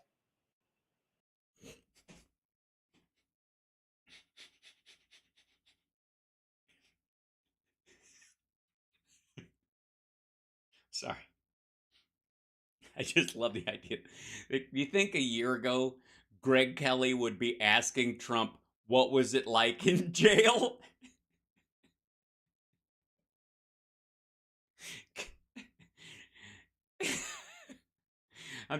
Parts of me go back to this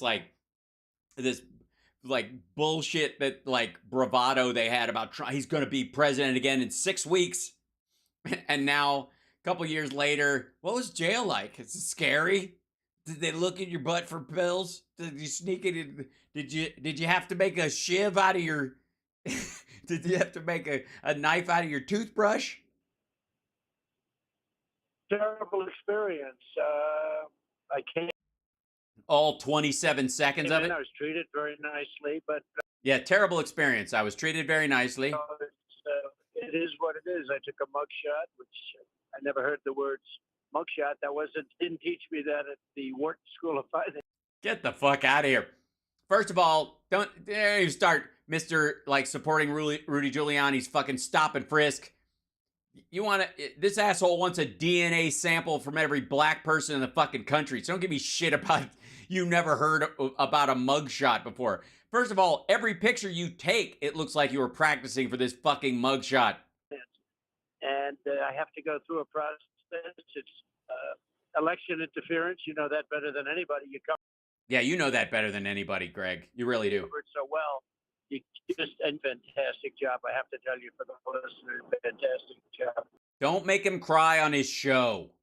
Greg. But it's a very sad experience, and it's a very sad day for our country. This is a weaponized Justice Department, and all of these indictments and cases. I have a couple of cases. They're not indictments. They're just cases. Right. Yeah. Civil cases.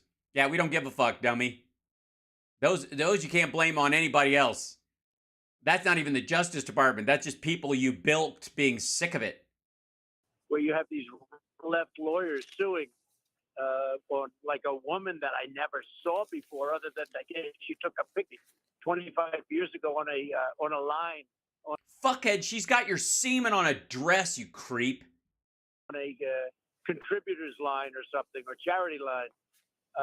Everything. A charity line, a contributors line. Look how he considers that. He's like, because he's never given to any of the charities that he allegedly supports forever. Remember the whole debacle about him giving money to like first responders, to the police, and the money he was going to make when he didn't do the other debate and that shit, and how what a fucking tooth pull it was. I'll just on an aside, if I may, ladies and gentlemen of the jury, if I may, Trump.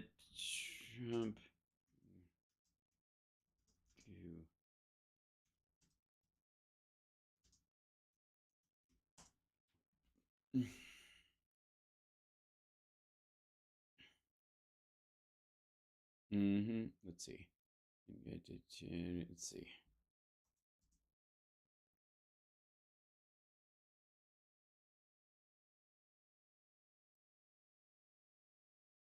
Yeah, here's one. Hold on.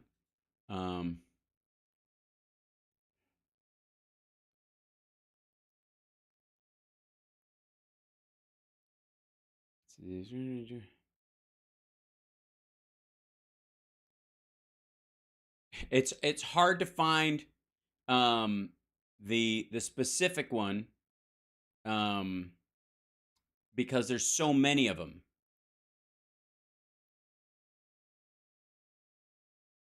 Yeah, there's Slate. Here you go. There you go. He met on a line, people. It's just a line. It's a line of people, and she was on a line of contributors. A charity line. Oh, let's see. Trump pays $2 million to 8 charities for misuse of foundation. Under a settlement, the president admitted he used his charity to bolster his campaign and settle business debts. President Trump has paid $2 million to 8 charities as part of a settlement in which the president admitted he misused funds raised by the Donald J. Trump Foundation to promote his presidential bid and pay off business debts, the New York State Attorney General said on Tuesday. The foundation's giving patterns and management came under scrutiny during Trump's run for office last year. The New York Attorney General filed a lawsuit accusing the president and his family of using the foundation as an extension of their business in the campaign. The payments were part of a settlement announced last month that capped a drawdown legal battle. Last month, a state judge ordered the president to give $2 million to 8 charities, or $250K per charity. Under the settlement, Mr. Trump's lawyers also agreed to liquidate the Trump Foundation's remaining assets of more than $1.7 million and disperse them to the same nonprofits, which have no connection to the president or his family. The president wired payments directly to the organizations a few weeks ago, but the payments were not made public until this week because he fucking had to. Remember this? You guys remember this, right? As part of the settlement, Mr. Trump, who at first dismissed the suit as a political attack, made 19 detailed admissions acknowledging, for example, that the foundation had purchased a $10,000 portrait of himself that was ultimately displayed at one of his Florida hotels. He admitted to using the foundation's money to settle obligations for some of his for-profit companies, including a golf club in Westchester, New York, and Mar-a-Lago, his private club in Florida, which he frequently visits. Because a billionaire would need to stiff charities of $2 million. How in the just fucking gross. Answer that. Like, throw this shit. Like, This is we gotta make more hay out of this. People need to be reminded of this because it was so much crazy bullshit going on back then that like it was like a gish gallop of awful. I'm adding this to Operation Pineapple. God damn it. Anyways, okay, so I'll say that one next up. So this is him driving to the fucking hell, and Greg wept the whole time. It's just like one thing after the next, and what they want to do is they want to try and wear you out, which they never do. Yeah, they can't wear you out. He's unstoppable. He's the healthiest person ever. Ask Ronnie Jackson, and Ronnie Jackson has had his thumb in the guy's ass. So they want to wear you to a. I'm just saying. Moon River. Also, can you imagine just getting out of jail and you need to do an interview to kind of, it's obviously ginormous news. And the only person you can get on the phone is Greg fucking Kelly. About just an absolute horrible thing that they're doing. And I've never seen anything like it. This is third world country. And I really. Excuse me. No. A ninth world country, not a third world country. Third a ninth world. I believe they're getting hit by it. We were going, there were tremendous crowds in Atlanta, and they were so friendly. So friendly. But this is a radical left district. No, there weren't. They were pitiful little crowds, and mostly it was news people. Attorney. He does know we can see these motherfuckers, right? As we have in New York and as we have in all the other places, whether it's district attorney or AGs, we have that in New York. They're going after all for nothing. I mean, the AG case, they have no case against me at all. They do it to try and get elected, but they also do it in coordination. First of all, if they can get elected going after you, you're that unpopular that you can actually sway the electorate in the direction of a candidate. That doesn't bode well for somebody who's running for fucking president. If somebody can get elected in highly populated states, do you see how that's it's not a good indicator that you're going to do well next time. With the Department of Injustice in Washington. Terrible thing. Never happened before. It's not working for them. I mean, so far, I don't think they ever could have dreamt that you would be going up in the polls and beating everybody by 40 points and beating Joe Biden. Greg's hearing feedback because they've got a speaker on in the studio instead of an IFB because Newsmax won't even spring for fucking headphones. Tucker asked you last night, I think, do you think they're going to try to kill you? There's going to be, No, we're not. I have no interest in this, anybody fucking killing this dipshit.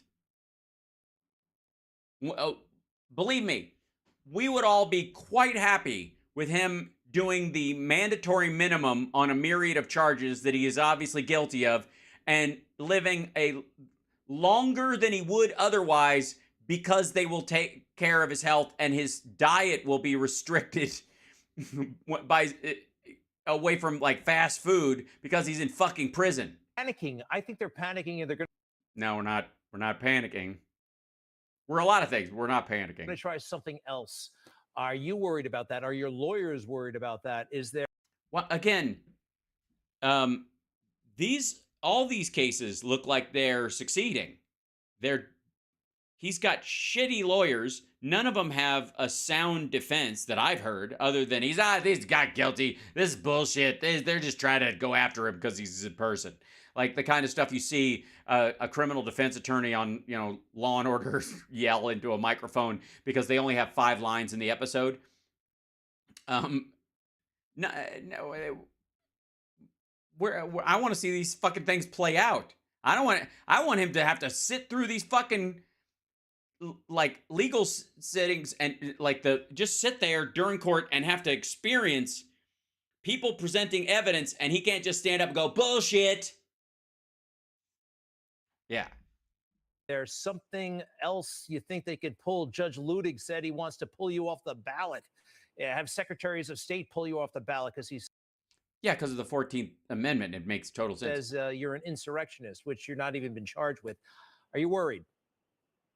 Well, you don't have to be an insurrectionist. You just have to give aid and comfort. He said, "We love you." He said that he's promised to pardon them. He's said that they'll, you'll always remember this day. And yeah. Well, and he supported them all the way up to the time they failed. And of course, he treated them like everybody else in his life who fails. He's like, Yahoo? When I watched this guy, he seems like a maniac. I don't know what his problem is, but he looks like a really troubled guy, and everybody laughs at it. Even over at CNN are laughing at it. And now No, they're laughing about you, dum-dum. This is getting dangerously close to one of the greatest jokes in Spinal Tap that goes by under the radar, and so many people don't appreciate this joke. When they were talking to Duke, what's his name, in the lobby with Howard Hessman is this guy's manager, and he goes, "We'd love to stay here and talk to you, but we got to go sit in the lobby and wait for the limo." After they leave, they're like, "What a wanker! What a wanker!" He was so bad. When we came on, they were still booing him.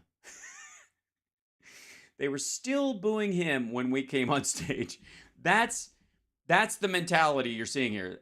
But in reality, like this level of idiocy in the wild. their ratings are so low, it doesn't matter whether or not they laugh. But I have to tell you that they will stoop to to try and win an election. Sorry, they will stoop to what? No stupidity stew? Ratings are so low, it doesn't matter whether or not they laugh. But I have to tell you that they will stoop to try and win an election. They cheated like nobody can believe on the last one, and they want Right, nobody can believe it because there's no evidence of it.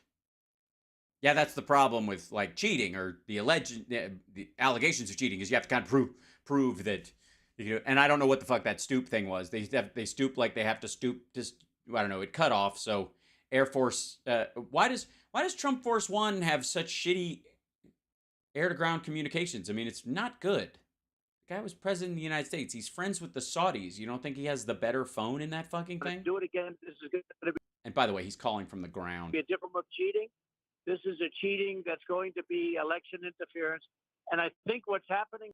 This is a cheating that's going to be election interference. There's really been a backlash against it. I've seen tremendous backlash, not only on your show, and you've been so incredible, but on. Yeah. Greg Kelly's a one-man backlash.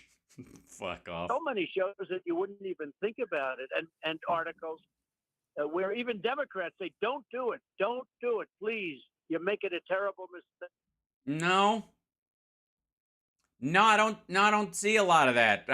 Has anybody seen that chat room? Anybody? You guys see any? Did you see a bunch of people going, "Don't, whatever you do, don't do it"? I mean, maybe there's some Brer Rabbit stuff going on with some Democrats, but I don't. No, I don't. No, I'm pretty much go for it. Yeah, as a matter of fact, I don't know about you. But what I've heard the most over the last couple of years is, what's the fucking holdup? Not don't do it, but do it sooner. What are you waiting for? Yeah, there you go. Ugh. Jimmy Dore. Jimmy Dore's not a Democrat. He's not even a fucking progressive. But hold on. Whoops. I got to switch back to my other camera. There we go. I went through an experience today that I never thought I'd have to go through, but yet I've gone through the same experience 3 other times. In my whole life, I didn't know anything about indictment, and now I've been indicted like 4 times. No, not like 4 times. Actually 4 times. Literally. See, this is the difference between like and literally. Literally 4 times. And all by the radical left, and it's in coordination, absolutely in coordination with the Justice Department. So, Mr. President. Which, by the way,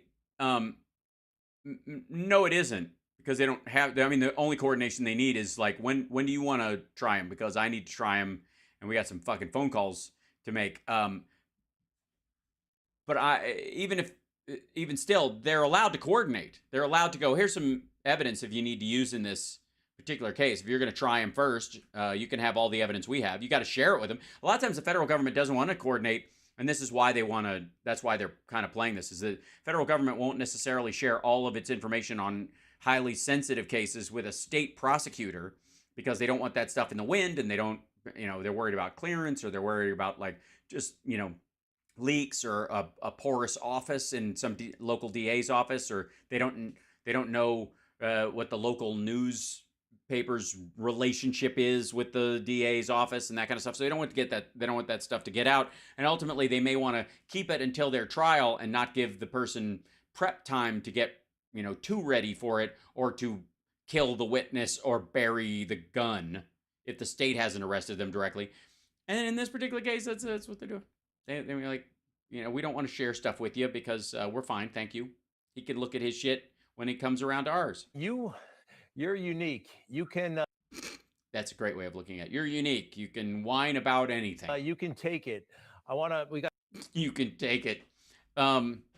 Wait, there was video of him getting him at the jail? Sorry. Moon River. Let me tell you, you can. I can say anything about you, sir, but you can take. Drop your shorts and bend over, Mr. Babar. Like this, I'd probably feel 100%. Moon River. Thank you, Doc. You ever serve time? Got a picture of the 19, I think, co-defendants, and some of them, they're not possibly built like you. Some of them are just ordinary people. Yeah, you're not an ordinary person. You're a second-generation rich kid who's never had to actually experience. You never had to buy your own fucking groceries. Ever. You got some people who just wrote a letter or wrote a memo, and now they've been charged and booked and all that stuff. Yeah, that's all they did. They wrote a memo, wrote a letter. It's like kidnappers, Are we gonna... Look, obviously they showed up, they grabbed the person off the street, beat him, threw him in the trunk, taped up their mouth, threatened him with a gun, made him record the video and stuff. Somebody had to take... All this person did, Your Honor, all my client did was cut letters out of a newspaper and arrange them into readable, grammatically correct, I might add, English. Is that a crime? Your Honor, are we here to make the English language a crime? All they did was cut up the letters that were used in the ransom note and glue them. And I'm sorry. Yes. All right. Ladies and gentlemen of the jury, perhaps my client got a whiff or two of this glue. All right. Can we plead this down to like second-degree glue sniffing and just call it a day? All they did was write a memo. Are we outlawing memos now? And right, scrapbooking. I suppose we're going to send the FBI and the ATF to raid every Michaels and Hobby Lobby in the country. Is that what we're going to do? Probably Hobby Lobby, because the Department of Injustice doesn't like their Christianity. People, I think Rudy Giuliani, he can... Go fuck himself? Sorry, that's not what you were going to say. He almost lives for it. I admire him so much. He almost lives for it. Nobody lives for getting their mugshot taken and going to fucking jail, dummy, except hardened criminals. How do you view these 19? Do you view them? Are you in this together? Yeah. Do you have them over for dinner? Have you memorized their names and birthdays yet? Are any of them going to, I don't know, find the brakes don't work on their car on a downhill slope anytime soon? They say co-defendants, and how do you view them? Are you one team? And also, I think they're trying to make this trial happen in October. Which sounds kind of crazy. It's been 2 years since the actual crime, fuckhead. He knows what he did. So do they. This isn't the documents case, by the way. That's part of the reason why they think this is rushed, is because the documents case happened over the last year, really. And, and sort of ratcheted up as a crime. That could take longer. It's not. It's going to go in March, right? But this one, they know what the fuck they did. It was in 2020, you dumbass, and 2021. Well, they wait 3 years to do it. They waited 3 years to do it. So you have the same complaint with Merrick Garland that we do.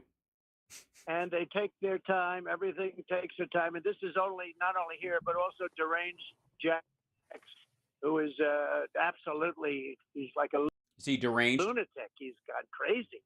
But He's got crazy.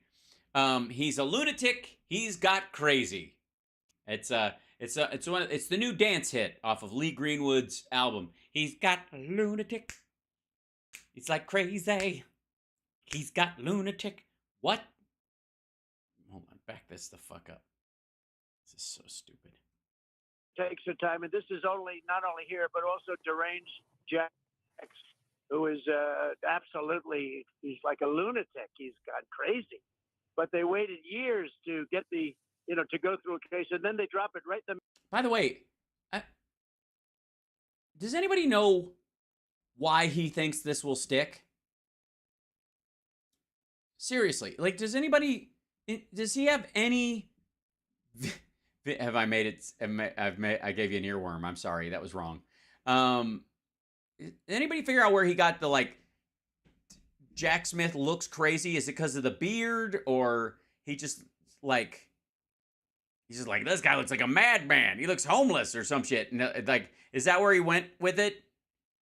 Because the guy, every time he speaks, is really calm. He's like calmer than Mueller was. In the middle of the election, when I'm leading Biden by 5 or 6 points at least, but right in the middle of the election.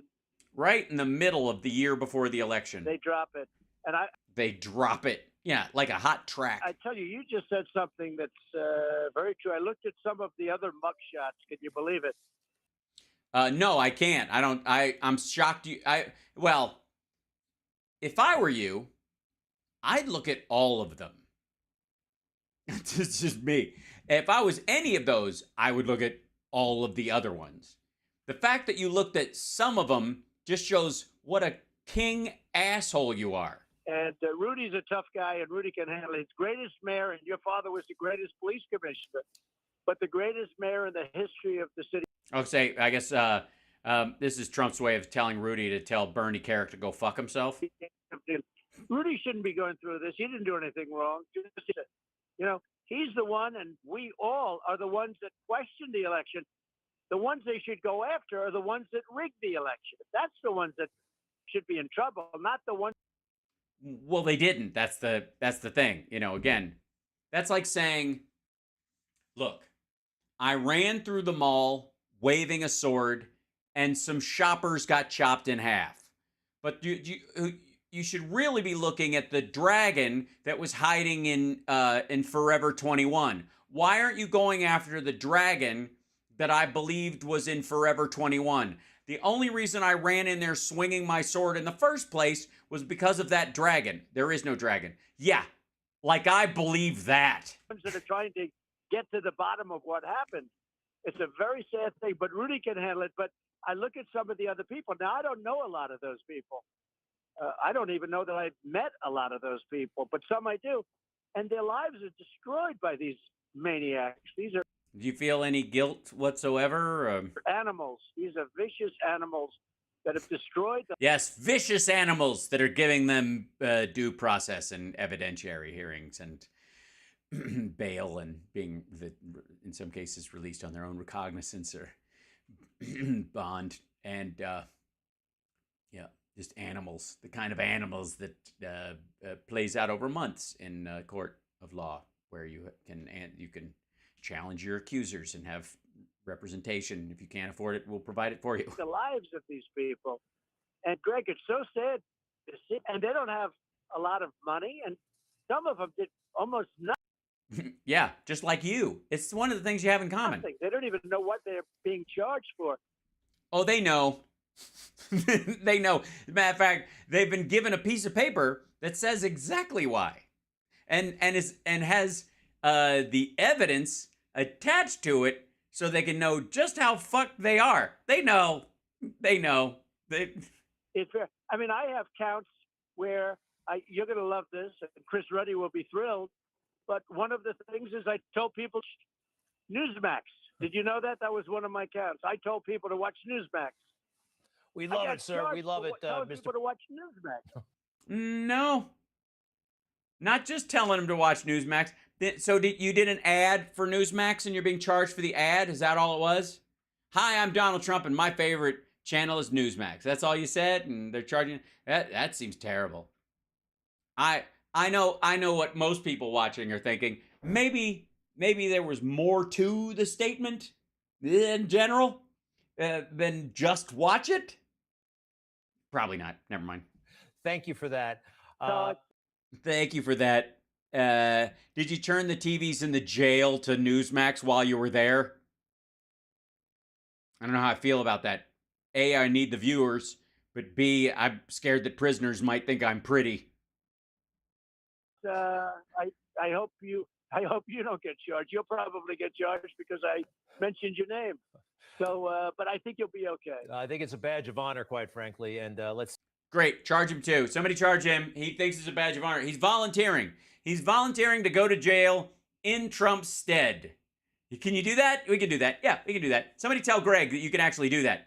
It's like donating a kidney. This man is. I'm gonna be his. His pitch hitter. I'm gonna be his pinch hitter. I'm gonna designated runner. I'm just gonna. I'll take his spot. Yeah. He was found guilty, but I'm gonna do the time. I love him that much. See what happens. Mr. President, the debate last night, I'm sure you caught at least some of it.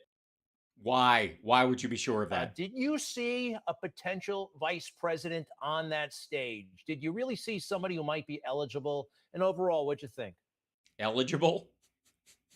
Yeah, they're all technically eligible. I think they're all over 35 and are U.S. citizens. Well, first of all, I did a interview with Tucker Carlson, who's a terrific guy. All right, 2 lies in a row. First of all, it wasn't an interview. It was a blather fest. He's not a terrific guy, and it was infuriatingly boring. And I don't know if you saw the number of views, but it was a record-setting number. They say it could be close to 300 by the time it finishes. Yeah, by the time it finishes, 300 million Americans of the 340 children, 8-year-old children have watched it. And thank God that Twitter is a U.S. only program, and that outside the country views don't count, so that Indian watch farms can't drive numbers up. And right now, it's by the way, if you watch 1 second of it, it counts as a watch. up to I think 257 million, and it is bigger than the biggest ever interview was Oprah with Michael Jackson. I don't know if you know that, but that's the all-time biggest. And I think we've doubled it up. That was on television where they actually have to count real households. So something's going on. Our country is. Yeah, something's going on. Bots and fake numbers. You know that you went on the pet show of the guy who owns the fucking place. Dying for a good country again. We're a failing nation. We're a failing country, and they're absolutely. They're looking forward to getting back to what we had. I had the safest borders, the biggest tax cuts. Yeah, sell it at the end, because Greg doesn't know any of this stuff. And I think he was wondering just for a second there, like, why the fuck would we want this guy anywhere near the White House again? Remind me. We had everything was doing so well. Our military was great. Russia would have never happened with Ukraine. China would never be thinking about. We had a country. Which is, by the way, can I just please do an interview with him and push back on that shit? Because it's just flat out false. China's been after Taiwan since the 50s. That people want to get back to, and that's why we had the numbers. As far as the stage last night, I thought Vivek, as we say, did. No one says Vivek. Who the fuck is we? Vivek. Literally, that's not how you say it. And that's why we had the numbers. As far as the stage last night, I thought Vivek, as we say, did very well. Yeah, nobody says it that way. No one. As we say. So Jesus. actually, his name is Vivek, like cake. No, it's not. But I thought he was very good. I especially like where Vivek. That I was the greatest president in his lifetime and long beyond. That's and long beyond. pretty good. I said, "Are you sure he's running against me?" but I thought he was very good. No, he's not running against you, stupid. I wasn't impressed with a lot. I mean, Chris. You think Newsmax is just fucking with him, just putting a smiling shot of Ron DeSantis, just looking like the one moment where he looks comfortable in his skin, which never happens. He got booed out of the room. He literally should have walked off the stage. That, you know, I've been watching debates for a long time. I've never seen anyone booed like that. Asa, I call him Ada Hutchinson. And no one knows why, including Greg. Look at his face. He shouldn't even be there. He's wasting room. He's wasting space, and he's wasting time. The guy's got like 0.5%, and he doesn't stop. And he's a nasty person, you know, frankly. He's very nasty. I don't even know him. He says bad things about me. I don't even know him. But well, yeah, in all fairness to Asa Hutchinson, people can simply say nasty things about you just from what they've heard that's true. I don't think that, you know, I actually like the governor. I respect him a lot. He was great. He endorsed me twice. The governor of North Dakota, who I thought was, you know. What's his name again? No, I think he's got something very good. What was his name? The guy who endorsed you twice. The governor guy. Governor, what's his name? He's a high-quality person. He's a high-quality person, whatever the fuck his name is. Considered a very high-quality. Yeah, most people who, when I ask them about, hey, what about the governor guy from the state that endorsed me twice? What about him? Man. You know, you haven't met.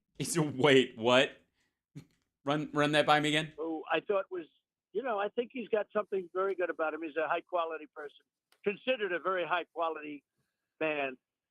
You know, considered a high-quality man. You haven't mentioned. You know, pretty much. I thought a lot of them were way off base. Sure. DeSantis, he's become less of a factor, but we'd like to play this for you. Listen to this if you don't mind. He can't hear it. He's over the chewing of his fish delight. And I can tell you this, as your president, I will never let the deep state bureaucrats lock you down. You don't take somebody like Fauci and coddle him. You bring Fauci in, you sit him down, and you say, Anthony, you are fired. Like my Trump guy.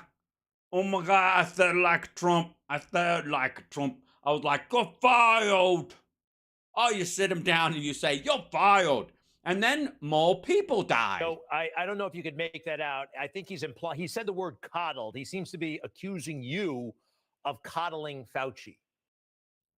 Yeah, well, I wouldn't say that. Sometimes he pushed Fauci out of the way and insisted that people shove a light bulb up their ass. So I would call that quite coddling. It's a hot coddling. So let me tell you about Ron DeSantis, as I call him. Let me tell you about Ron DeSantis, as I call him. Me, he wouldn't be governor. He was failing desperately. He came. Right. You're a terrible judge of political talent. You're a terrible judge of character. You have no business anywhere near the halls of power because the people you pick are disloyal assholes who are complete failures. We get it. Yes, it's one of the reasons why you should never be president again is because your record of picking people, according to you, is ass. Came to me, begged me for endorsement. I gave him the endorsement. Because begging is your idea of a leadership quality? And he went up like a rocket ship. He was failing. He was already out of the campaign. He was being beaten badly by Adam Putnam, who was the agricultural commissioner. And then I had him pass a very hot candidate at the time, a very, very hot candidate at the time in the general election. But he wouldn't have even gotten a nomination. He was down by 35, 40, tremendous amount. And I will tell you that he loved Dr. Fauci. And I'll send you some articles tomorrow. He said, Jesus Christ. I'm going to send you some articles. He totally loved, you should see these. First of all, just have your people. You don't have to mail them anything. I mean, I'm sure Greg wants them. Just have somebody on your staff print them out and then draw all over them with a Sharpie where he said nice things because he had to, because if he didn't, you wouldn't send shit to Florida because you were a dick. Like, this is so stupid. Let's not do anything. We don't have the approval of Dr. Fauci. Dr. Fauci, Dr. Fauci. That's all he talked about is Dr. Fauci. This guy forgets history. The other thing with saying this guy forgets history. You mean the part like you are responsible for a third of our national debt? Is, and you have to remember this, very disloyal guy, because you know. Yeah, I know. That's like, why the fuck would anybody want you picking their staff or cabinet people or judges for that matter? Like, are you nuts? You can't. You're the biggest sucker on the fucking planet. You don't do that when somebody gets you elected. Then you say, yes, I'd be proud to run against him. Oh, that's nice. But I'll tell you, he loved Fauci, but he also locked down the state. His beaches were locked down. His roads were locked down. His hope, you know, he's trying to pretend that none of this stuff happened.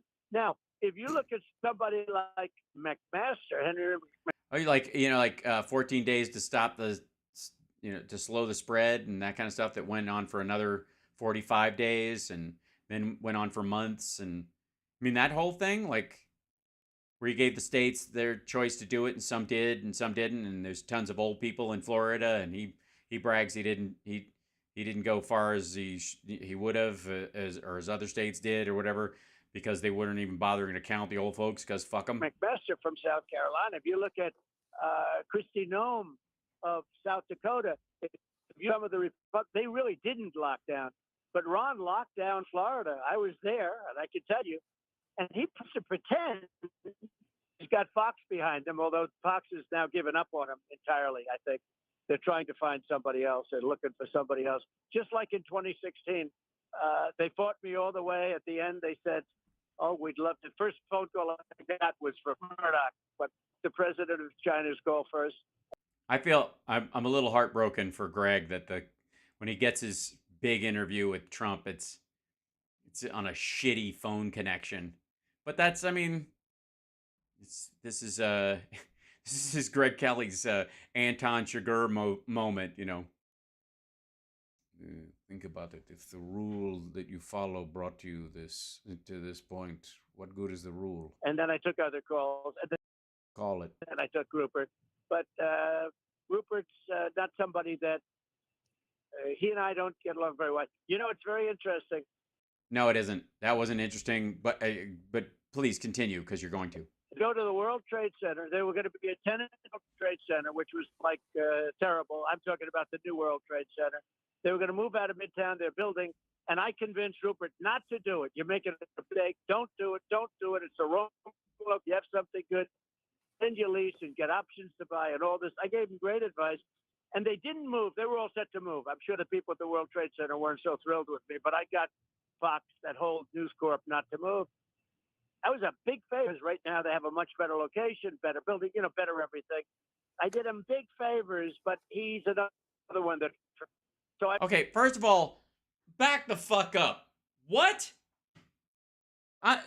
This would be an interesting story if you talked them out of moving into the old World Trade Center before it was blown up, right? You know, that's I don't know. I got a bad feeling about it. Act like you're fucking psychic. What he's saying now is that I just had them keep their Midtown building where they are instead of moving into One World and the new World Trade Center, which, for the record, for Fox's image and all that kind of shit, what the fuck is the difference? Who gives a shit? I've been to the Fox studios or whatever. It's like 3 floors in that building.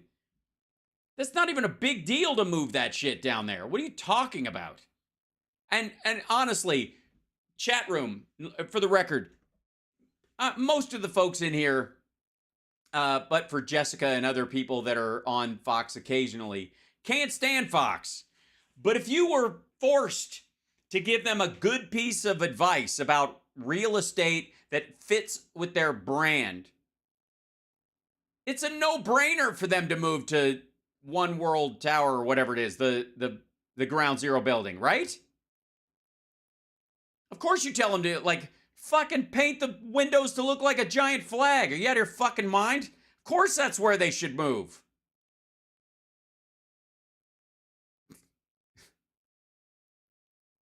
I don't even know why he's bragging about this. This is a terrible piece of advice. I told him to keep it there and then then they can, like, what, default on their fucking lease and get a bunch of money back. Like, this is the stupidest fucking brag. I will tell you that I think that the sanctimonious, if you look at his record, you're going to see something that's so different from what people say.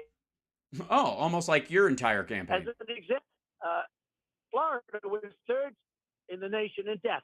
Now, that's a horrible scorecard, but Florida was third in death. He was a big believer in the vaccines. This guy had lines for miles of people getting vaccines. Now he pretends like, oh, you think about vaccines. I mean, he really does. I don't want to call. Okay, first of all, fuck you, dude. Florida's third in deaths because of the volume of old people and how people were hit by it. And if you're going to say that the vaccines don't work and you shouldn't get them and that's why people died, then fucking say it, asshole, because half the time at his rallies he's like, I saved millions of lives. It was the vaccine only exists because of me. Oh, people liars, but if you check his record, it's easy. I will send you stories on, he said, what a weirdo. Like, you'll send him stories? You're a presidential candidate, motherfucker. do anything without the approval of Dr. Fauci. I mean, I have stories all over the place. And then eventually, when it became not a good thing to say that, all of a sudden he said, Dr. Fauci, who is that? So, look, this guy is, he's dropped like a rock. He's dropped like an ailing bird out of the sky. He's dropped like an ailing bird. That's the second time we've heard him say that. I don't know why. Why does he think that's a phrase? Guy, and I think he's finished, but he's very, very, he's just somebody with a very short memory. So he's just somebody with a very short memory. Well, can you blame him? I mean, it's an issue that I think everybody has. Why is that not working? There it is. The past wasn't that long ago. There you go. We had a wet vaccine. I know. That's right. We had a wet vaccine. We had a wet vaccine. Right. Good Lord. Where's that guy? Oh, I put it over here, didn't I? Yeah. Here I am like an idiot.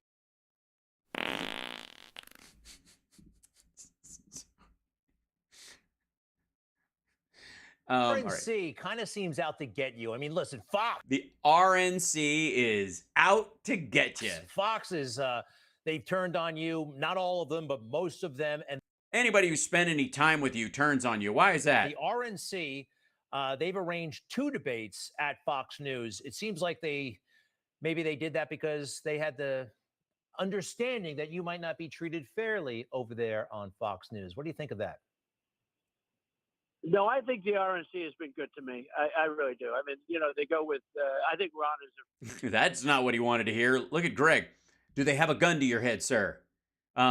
Is everything okay? Can you do me a favor? Fart once for yes or twice for yes. Oh, no, let me finish. Fart once for yes and twice for no. Let me tell you what it's for first. Fart once for yes. And you know what? Never mind. Fart once if you heard me. Now, was that the same fart or... Sorry. You don't expect me to take this asshole seriously, do you? Very good person. We've gotten along for a long time. She ran my whole Michigan area when I won Michigan in 2016. I then did much better in 2020 than I did in 2016, but that's Yeah, I agree. It's much better when you lose. another story.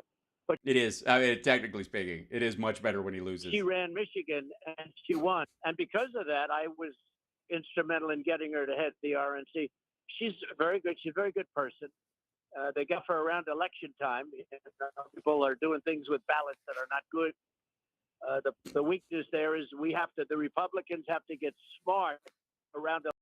Yeah, I don't think you got enough time between now and ever for that to happen. I mean, it's going to take some, it's not a matter of time. It's also focus, election time, capability. And I'm not just talking about the ballots. Sure, it's wonderful whether you vote on Tuesday or whatever. Yeah, totally. It's wonderful whether or not. I don't care. But the big thing is we don't want fake ballots put in. Okay. Agreed. I think we can all agree on that. I don't want fake ballots either. I enjoy when this asshole loses fair and square. It's so sweet. Nobody ever talks about it. We don't want fake ballots put in. It's fake. No fake ballots. And that's the most important thing. And we Yes, the most important thing, which is exactly what we had, so fuck you. have to be very careful what the Republican Party has to guard. I call it guarding against theft and bad things happening around. Yeah, that's what I call it too. I call it, I got a pithy name for it, you know what I mean? It's like, it's part of this branding thing I do. I call it guarding against bad occurrences that and especially the ones I don't particularly like.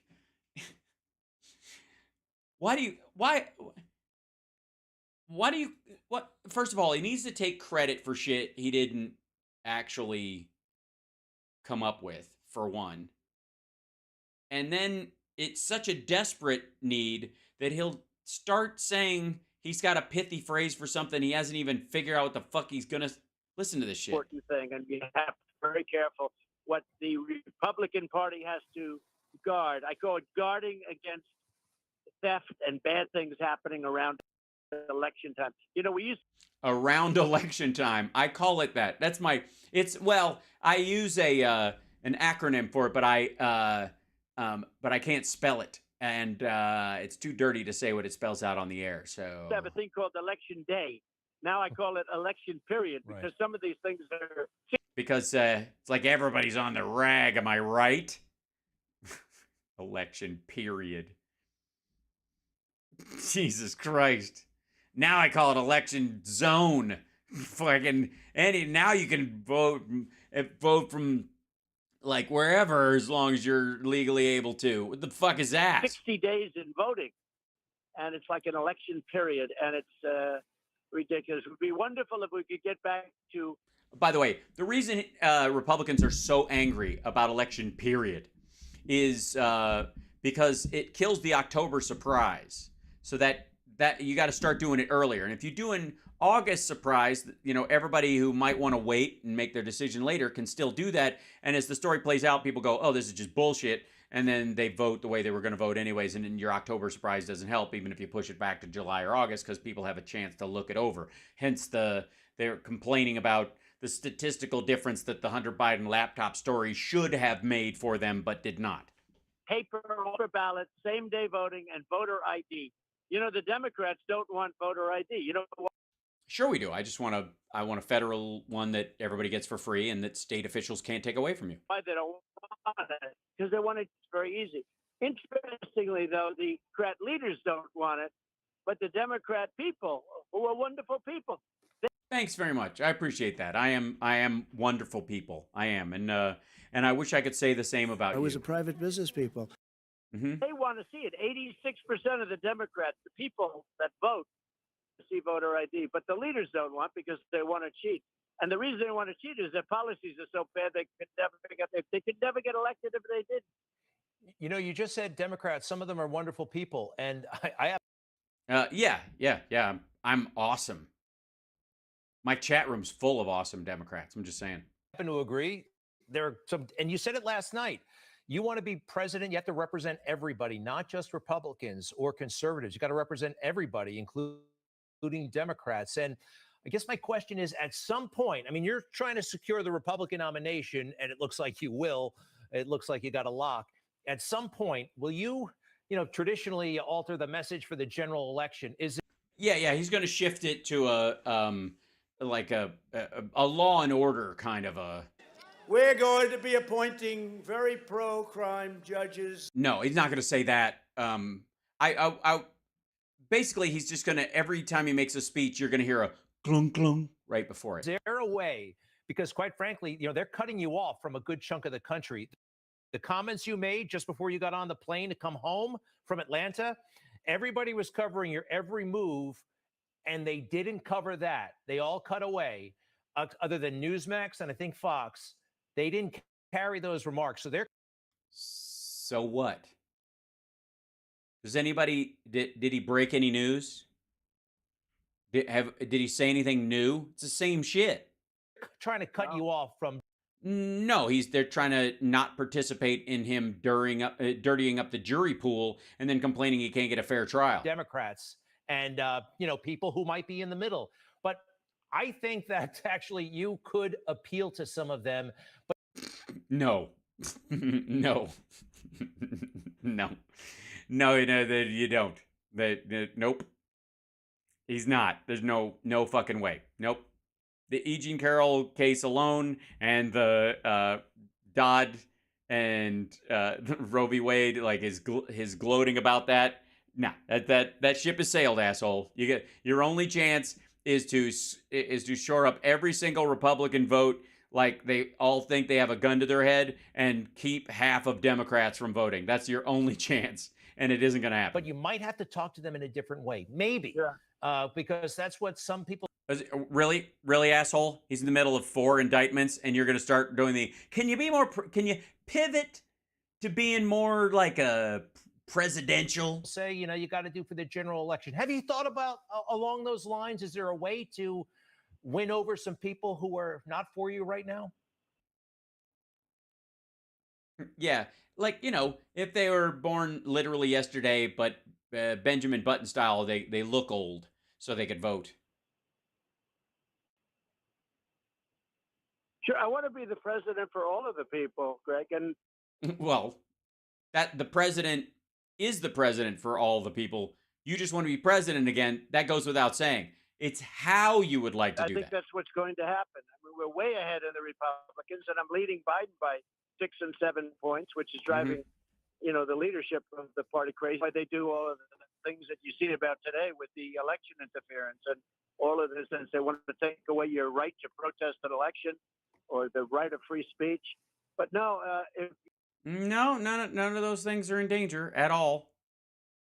You look back time prior to COVID coming in, we were having an amazing time getting along with Democrats, with everybody. It was an amazing period of time. No, everybody had to kiss your ass to get anything fucking done. So if you live in a situation like that, you cannot trust people's opinion of you, pro or con, fully, because you don't know whether they're hating on you even just to score points, or sucking up to you because they don't have another option. African American, Asian American, Hispanic, everybody was. Yeah, not Hispanic Americans though. Is there such a thing? I mean, come on. Doing the best they've ever done. Women, men, people without. Everybody was doing well, and it was all coming together. Then we had COVID. We had to rebuild it again, and we did rebuild it again. The much higher when I left than just prior to it coming in. But no, you want to be the president of all of the people, and the Republicans understand. I love how he's like, the stock market was better at the end than when I was leaving than it was at the beginning of COVID or whatever. Well, first of all, one of the reasons why the stock market was going up is because people felt the government and the situation would be in better fucking hands once Biden won. It turned on November. So don't take too much pride in the height of the stock market when Joe took over. And secondly, it's higher now. He said it would collapse. He's like, what? Say goodbye to your 401k. Biden's just going to set fire to the fucking thing. Understand that too. Well, Mr. President, we thank you for your time. It's so horrible that this is happening, but it's kind of amazing. It's like, is this what you would call, and I hate to use this phrase, hard time? Or at the same time, you are winning, and they did not think that this was going to happen.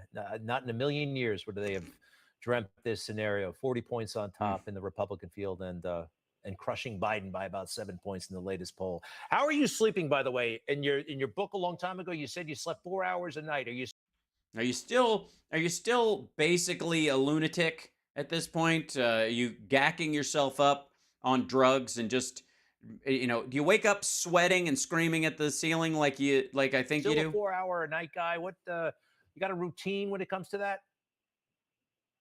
No, but more or less. But I do sleep soundly, and I don't let it bother me because it is what it is. It's a horrible thing, and really it helps that when you have poll numbers like this, that means the people understand it. But you mentioned something before. Those people that have been so unfairly dragged into this, these are high quality people. They don't even know why they're brought in, and those people have to be released. They have to be released from this horrible thing that they're going through. It's just a. All right. First of all, he's not like he's mixing his language about the Jan 6ers with the other 18 co-defendants that he has. And that why don't you just offer to, like, these people didn't know what they were doing. They thought they were following me. It's my responsibility. I will plead guilty if you let them go. How about that? You can do that. I'm kidding. He's never going to that never even fucking occurred to him. He just thinks they didn't let these people go before they flip on me. Horrible thing. I don't even know. Again, I don't even know some of these people. I never even saw these assholes before. But you look at them and, they're older. They got involved in the greatest movement of the history of our country. Oh, yes. It was a great movement for how, it was absolutely. America great again, MAGA. And MAGA. And, these other people are trying to. That all it. I think, did we lose him? Mr. President, you hear me? All right. Listen, you're breaking up, and we got to let you go I think you're about to land. Mr. President, if you can still hear me, we thank you very, very much. And he can't hear you, Greg. You're talking to no one. The line's gone dead, Greg. This mugshot is something else. And welcome. It is something else. It is it's a mugshot. Back to Twitter. All right. Hold on. I mean, I think if I boost the audio, this mugshot is something else. And welcome back to Twitter. All right. Well, anyway, hey, that was a great connection when you consider it was a plane. He's on the plane the entire time. I don't think I've ever had that kind of strong connection. Hey, I'd like to bring in. I don't think I've ever had that kind of a strong connection with another man before.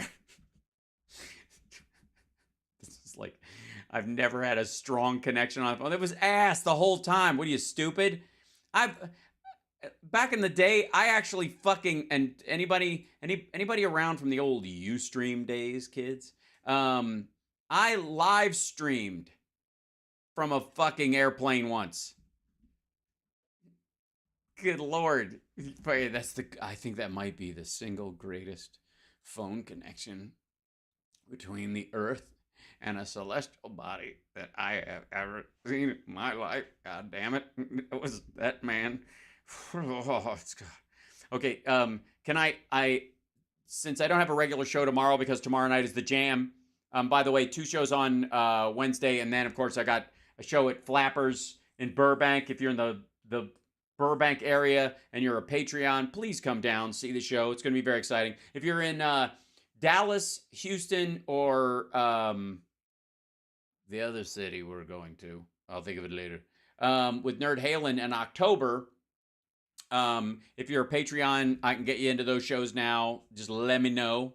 And it's very exciting. I love to see you guys on the road, so it's wonderful. At the very least, at all of those shows, if there's a reason I can't on any gigs, I will do a secondary meet and greet, as it were. Faye from Ustream days was the Obama winning celebration. It was a nice time, wasn't it? CSL. But I did. I used to Ustreamed multiple times from airplanes that had Wi-Fi. Now, they shut it down after a while. They recognized that video was eating up all the bandwidth, so it got really hard. But I've done that. This is like, my God, I could hear all the patriotism in his voice.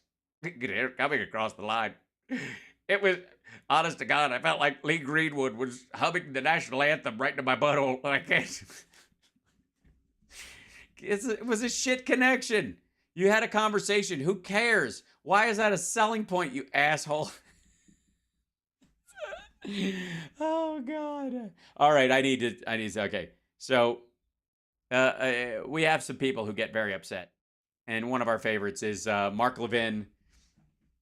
Sean Hannity calls him the Great One. I agree. I'm a dope. Which is idiotic. And I think they do it ironically, but I don't care enough to look into their relationship. That said, if I may, he apparently, that's the indictment. Apparently, he's pissed. Mark Levin explodes on Trump's Georgia indictment. This is 100 pages of bullshit. And on broadcast news, the nerve. Let's go. Welcome back, America. Now give. Welcome back, America. What do you don't they don't show this overseas, even to our troops or something like that. So it's only inside the continental United States. Is there a law or something? Do you violate something? Is it FISA? Is that what you? In the police state tactics of the Biden administration and the Democrat Party. Mm-hmm. Now, Democratic Party, but we get to Donald Trump. Remember the Durham report? The Durham report? I remember that. I do not remember the Dorm report. Is that from Porky's 3? About Russia collusion? Yes, the part where in nowhere did it say there was no Russian collusion, but Trump and you and everybody at Fox keep saying that. People should read it. He shot torpedoes into the side of the Department of Justice and FBI like no prosecutor's ever done in my. I don't know why that dropped out, by the way. And I don't. If he shot torpedoes into the FBI and the DOJ, then I guess they all missed, or my lifetime. And I speak as a former chief of staff to the Attorney General of the United States. The corruption at the FBI, at the Department of Justice, remains. Oh, it's there. It shall remain forever and ever and ever. Here I am like an idiot. Sorry. And it comes at the top. Merrick Garland. Merrick Garland is a very angry man who wanted. I could tell. Yeah, I was like, in between times where I go, Merrick Garland has the exact same voice as my maternal grandmother. The rest of the time I'm going, the rage. When will he stop? To be on the Supreme Court. Now, he's Attorney General. He's enormous power. And he's using it. Every decision made at the federal level affecting Donald Trump has to be approved by him and his radical left-wing Deputy Attorney General Monaco. Mm-hmm. But they're worse than Stalin. Oh, no. Worse than Stalin? Where are the gulags? So Trump he didn't get to negotiate his surrender or go through. He's not getting due process. They're just taking him straight to a work camp. Oh, dear God. Worse than Stalin. These are worse than Stalin trials. They're worse than Stalin trials. I see. That's have you read any history? You know what? Maybe he means like Gary Stalin from from Des Moines. He's his trials are okay. This is worse than those. These are worse than communist show trials. Can you name one targeted victim during the Stalin regime who was indicted in 4 different jurisdictions? Well, no, they didn't bother. They didn't need 4 different jurisdictions. Nobody lived long enough to, I guess, violate Stalin's rules in that area. They just fucking kill you. I'm sure maybe does it count if he drawed and quartered somebody? Does that count? Can you name one? No, because I'm not a history buff about the internal workings of Stalin's cabinet or. Who is facing 91 charges? Can you name one who is? Well, no, because again, they wouldn't even need. They would just do the one charge and consider them guilty, and then they would die. That was that. They didn't have to do this. And arguably, the fact that he's facing 91 charges and 4 different indictments is actually proof that it's not Stalin-esque in any fucking way. He's facing almost 1,000 years in prison? No. No. Well, that has to do with the amount of crimes he committed, because he's an asshole, not because you do realize anyone else who broke the same laws would face the same time. That's also what makes it unlike a Stalin trial. This is worse.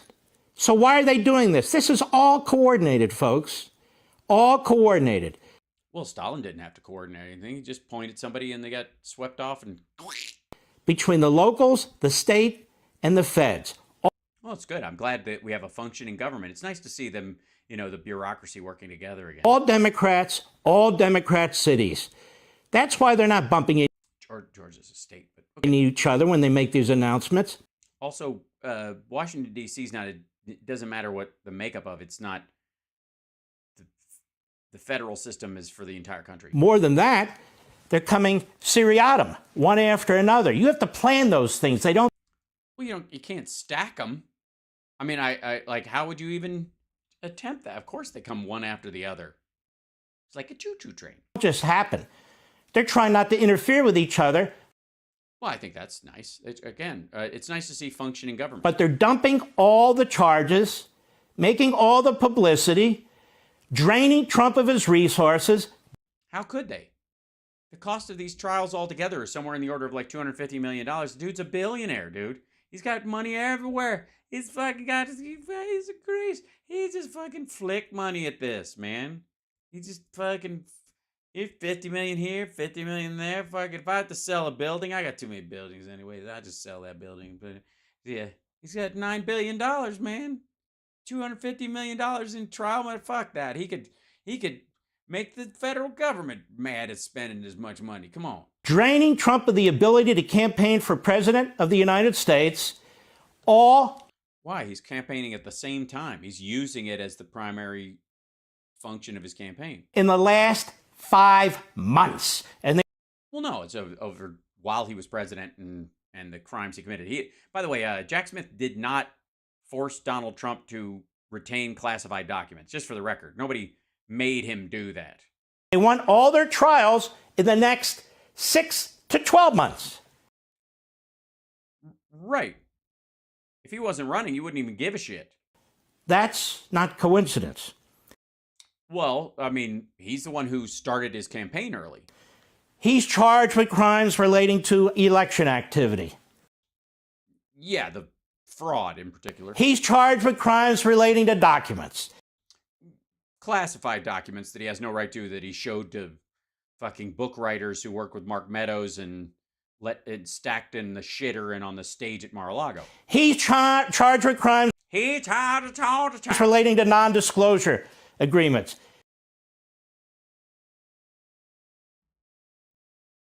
What? Are you talking about the civil cases? He's charged with crimes relating to campaign activity in one state. Yeah, just one state. He did it in a bunch of other states, but only one state is charging him. He was charged before with a phony impeachment where he turned out to be right.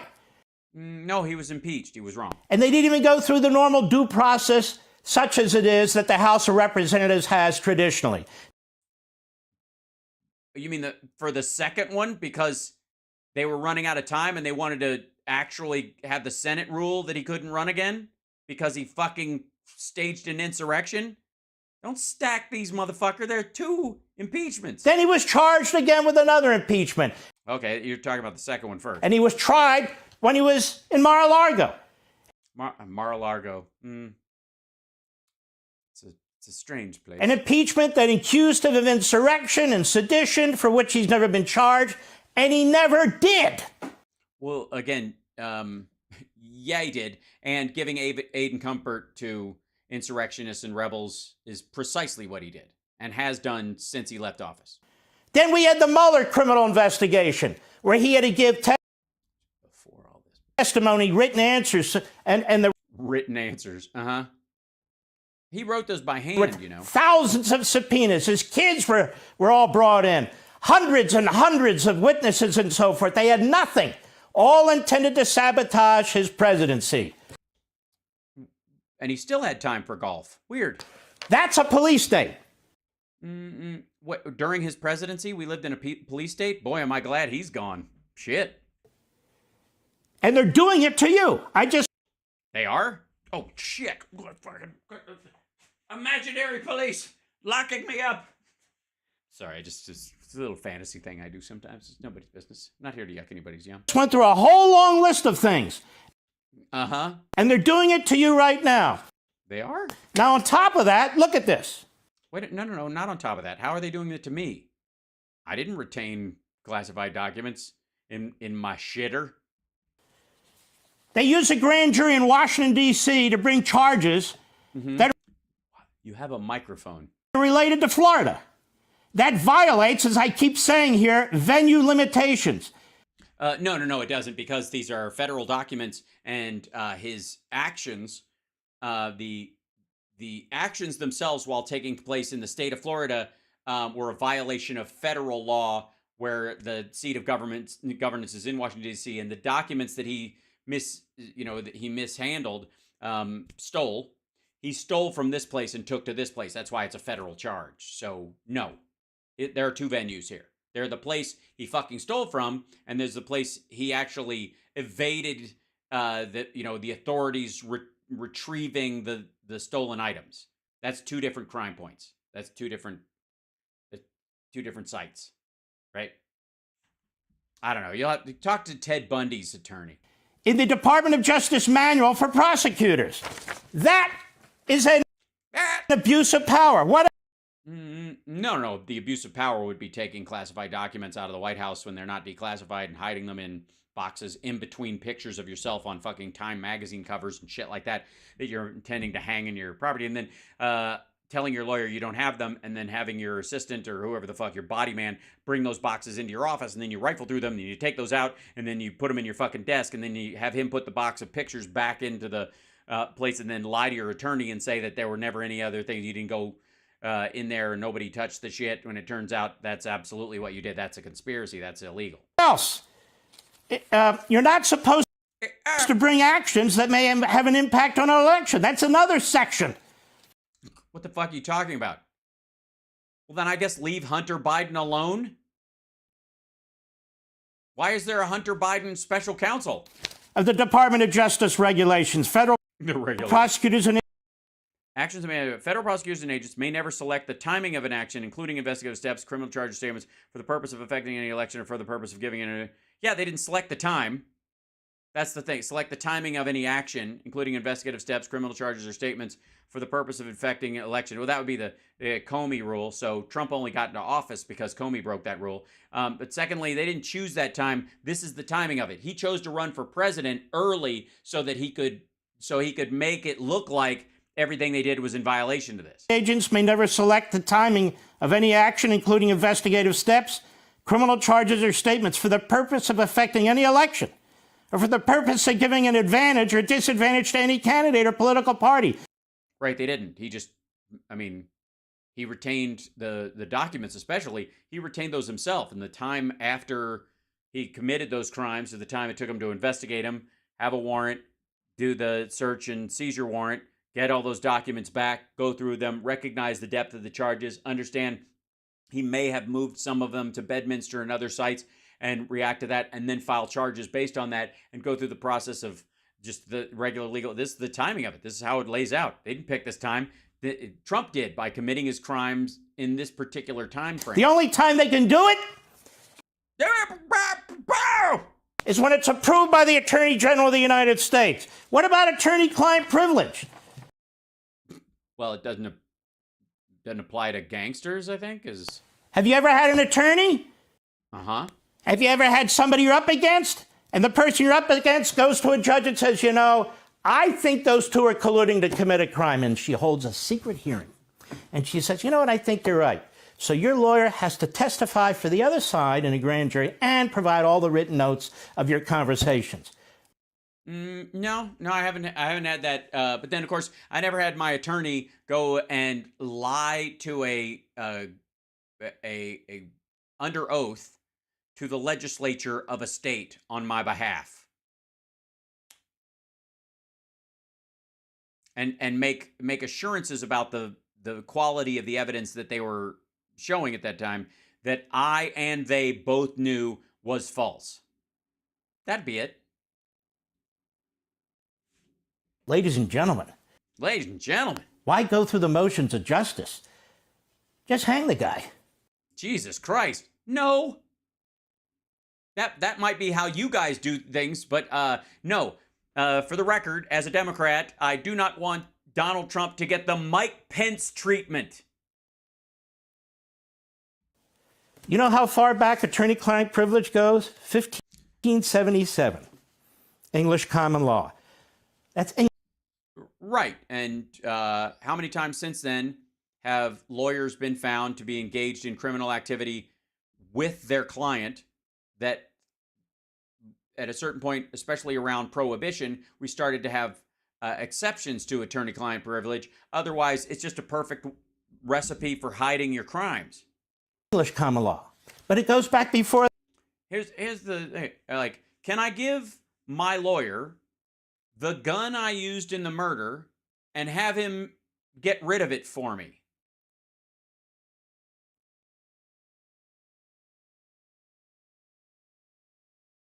I mean, and if I tell him I'm going to shoot somebody else, does he have to tell anybody? If I know I'm going to commit a crime and I relate that crime to him, what are the rules? Exactly. That too. Ancient Rome believed in attorney-client privilege. Modern-day America does not. So, fucking Americans. America's just shit. Thanks, Mark, just for saying that. I don't know. If I were you, I would stop using that American flag in all your graphics then. So here are the charges for June 8th. Documents. What are they charging him with? Well, violations of the Espionage Act of 1917. That law was created by Woodrow Wilson to imprison 2,000 of his political opponents, as I've told you, including a presidential opponent, Eugene Debs. They rounded him up. They put him in prison so he could get through the election. What else? So, why? Good question. And then, all right, it's interesting you brought that up. So, why in all that time did you never call for its removal as a law ever until Donald Trump? Why all during? I mean, it just sat there on the books, and you're like, wow, if this goes bad. False statements. False statements. You can drive a truck through that allegation of false statements. What else? Cool. Well, as long, yeah, it's the problem is. The recordings that prove he was making false statements. The Enron statutes. The Enron obstruction statutes were never intended to be applied to a president of the United States. Here's the crap indictment that all the legal analysts says this is where the problem is right here. Not if we're a republic with a true rule of law. That's crap. That's crap. I just said it's crap. Then we have, here's a... Right. He's definitely getting dangerously close to outrage. Outrageous. Another one. Here we have the January 6th case. And I've told you before, what did he do, Mr. Smith? 1871 Klan Act. What? The Enron Act. The guy loves the Enron Act on obstruction and a financial fraud statute. Look, right here. Oh, my God. Crap. Mr. Smith goes to Washington and Mr. Smith blows up the place. Here we... What? Oh, I see. That's what January 6th was. January 6th was Mr. Smith goes to Washington and blows it up. That's what he really thinks. Have Atlanta, Georgia, by... With a black lady, no less. Forget it. Oh, no way. Fannie Willis. Now, it's weird that he didn't show a picture of Jack Smith. Because it's interesting. It's curious. Does anybody find that odd? You show a picture of her, but you don't show a picture of Jack Smith because... Is there something about Jack Smith that your viewers won't find objectionable, or? Look at her indictment. I don't even know if she read the damn thing. Oh, she read it. You know what this is? 100 pages of bull. Well, that settles it. What page is the bullshit on? So I guess she could check it. Maybe it's a misspell. I could take one section out of here. Okay. Like the part that, I don't know, defines the defendant. Let me ask you a question. Okay. Are you allowed to challenge a campaign in open and challenge its legitimacy? Yeah, but you're not allowed to do it behind the scenes after your legal remedies have run out. According to her, no. So, yeah, you're not challenging it at that point. You're trying to steal it. You can't steal it. It's like, are you allowed to challenge your poverty by robbing a bank? Oh, I'm sure. So striving is wrong now? Put RICO aside and every other charge aside. No. I'm not going to put the charges he's guilty of aside just so you can go, then what have you got left? After I put every charge aside, what are you going to charge him with? Well, no, obviously nothing because all the charges are gone. You've just said, so I want to put aside everything he's guilty of. And? She just charged somebody with a felony under state law for exercising their federal First Amendment free speech right. No, if you try to manipulate behind the scenes, because again, this isn't something he just said out in public. This is a strategy that he had to manipulate the electorate from two different directions. On one hand, pressuring the governor on phone calls with his people trying to scare the shit out of him, and then on the other hand having Rudy come down there and lie to the legislature and set up this elector scheme. So they were trying this pincer move, both of which were based on a false premise that he won the state, which he fucking well did not. After all of his legal remedies had already been passed. They already done the recounts. They'd already done the court cases. That was that. It was after that part. This is January 2nd, motherfucker. That's part of this crap. Hey, that's a crappity crap. By the way, can I just say, Rush Elvis 6 yells at camera for Trump. Yeah. Can I just say for the record, the Democrat Party Hates America is the name of his other book because the other one sold so well. No, we don't. B, it's Democratic Party. And C, I've never heard anybody shit on America more these days than Mark Levin, except maybe Donald Trump. Holy shit. But can we just for a second enjoy just the misery here? I got crap. I got a crap. I don't know what you're doing. Black lady make a crap and a crap and a crap.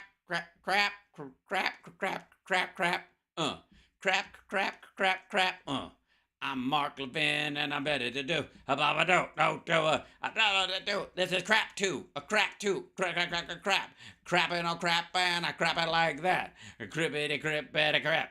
I don't like it like that. I don't like it like that. I'm out like it like that. Sorry. Sometimes you just gotta. I don't like it that Trump and stealing a thing from the Trump. I travel to do that and my pants are a dump because I pooped myself out of crap. Can we just enjoy how fucking miserable Mark Levin is? I think that's enough. It was just a moment of silent introspection. Where we can all just kind of breathe deep, just pull it into the dantian, 3 inches below the navel, letting that air flow in, relaxing you, easing your muscles in your neck and your jawline, and softening your forehead as you enjoy the fact that Mark Levin is probably mad at a toilet right now and is screaming at it as he jiggles the handle and says, is this whole damn station falling apart? What the hell? And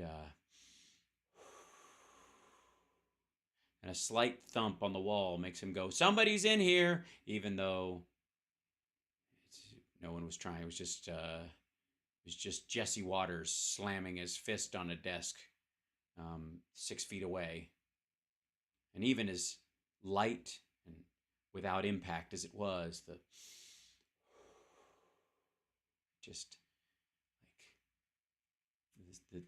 teeny thump just went right across the hallway and made Mark feel rushed right at a moment when he just can't take it anymore. And I want to dedicate this moment to Tara Dublin, #RIP Portland, because she was talking today about how exhausted everyone gets at the entire Trumpiness of the whole Trumpy Trump. And yes, please breathe deep and relax. You're going to breathe in and out. Just let that flow in. And I want you to know that the exhaustion that you might feel at dealing with Trump over the last few years is nothing compared to the abject loss of bodily function, control over bodily function, breathing, heart rate, the almost clinical ADD just bouncing around inside the skull of this gentleman who, by the moment, is getting more and more miserable. He is so miserable right now. He's giving Greg Kelly a run for his money. Now, Greg is coming off the high of having a shitty phone call with Donald Trump, so he's feeling a little better than normal. But this is one of those moments where I think we can all learn a very valuable lesson. Sorry, it's just... I think it's important when we can find these moments of bonding and solace as they happen. And the important thing is that we're sympathetic to the seriousness of Mark Levin's situation. Here I am like an idiot.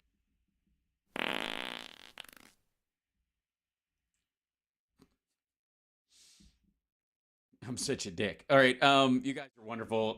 Thank you so much. No show, like I said, tomorrow, but I'm going to be posting a video in the afternoon around showtime. It might be a little after because I want to include some of the sound check from tomorrow. And then Wednesday shows will be normal, and I will be effectively worn down to a nub because Wednesday morning I have the morning show. Philip Bittner will be joining us. Afternoon show, and then I've got to race over right after the show's done over to Flappers and do an hour of off-the-cuff stand-up as only I am wont to do.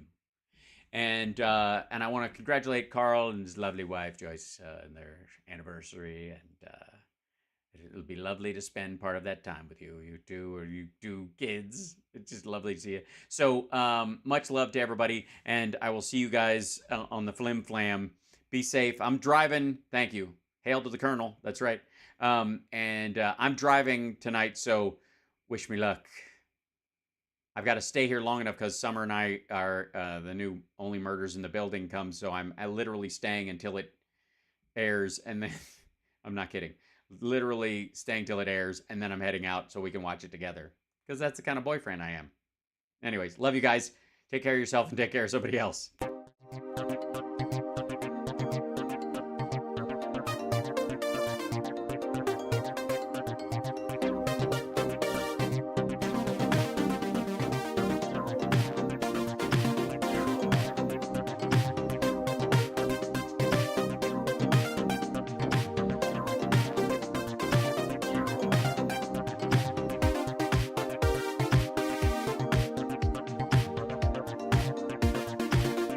The kidney has a very special place in the heart.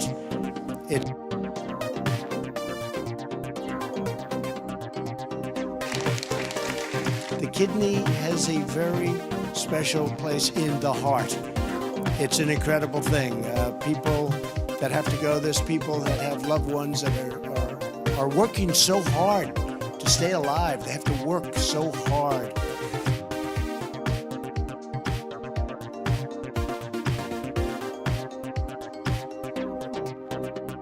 I agree. I'm a dope.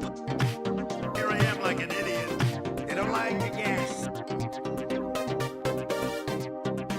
I've been involved in the two greatest scams in American history. We're going to be appointing very pro-crime judges. Action replays in magnified fortune. Even brought a safecracker in his sock drawer.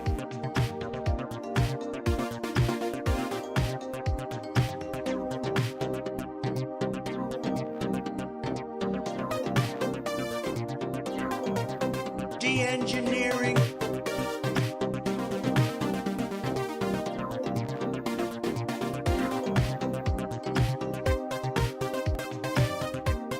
Ten minutes, 15, 20 minutes later, they say, remember the first question? Not the first, but the 10th question?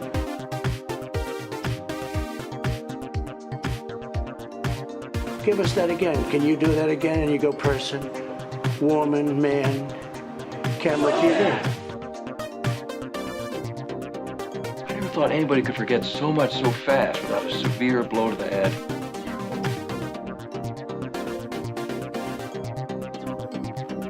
Guy talk!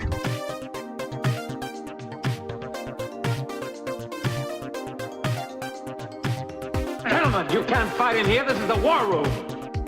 Groovy. Call me Snake.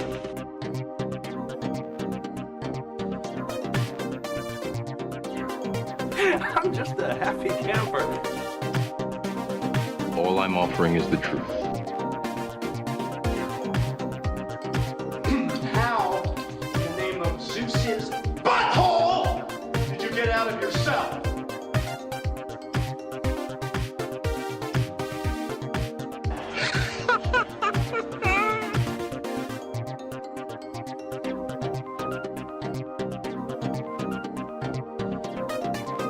I had a beat off.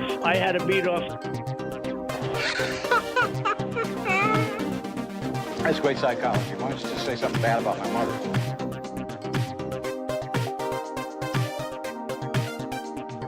I have come here to chew bubblegum and kick ass.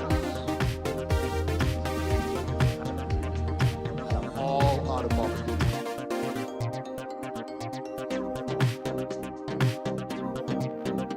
And I don't, I know some of these people, and I think they're quite frankly ridiculous. I don't know. I'm not good with that.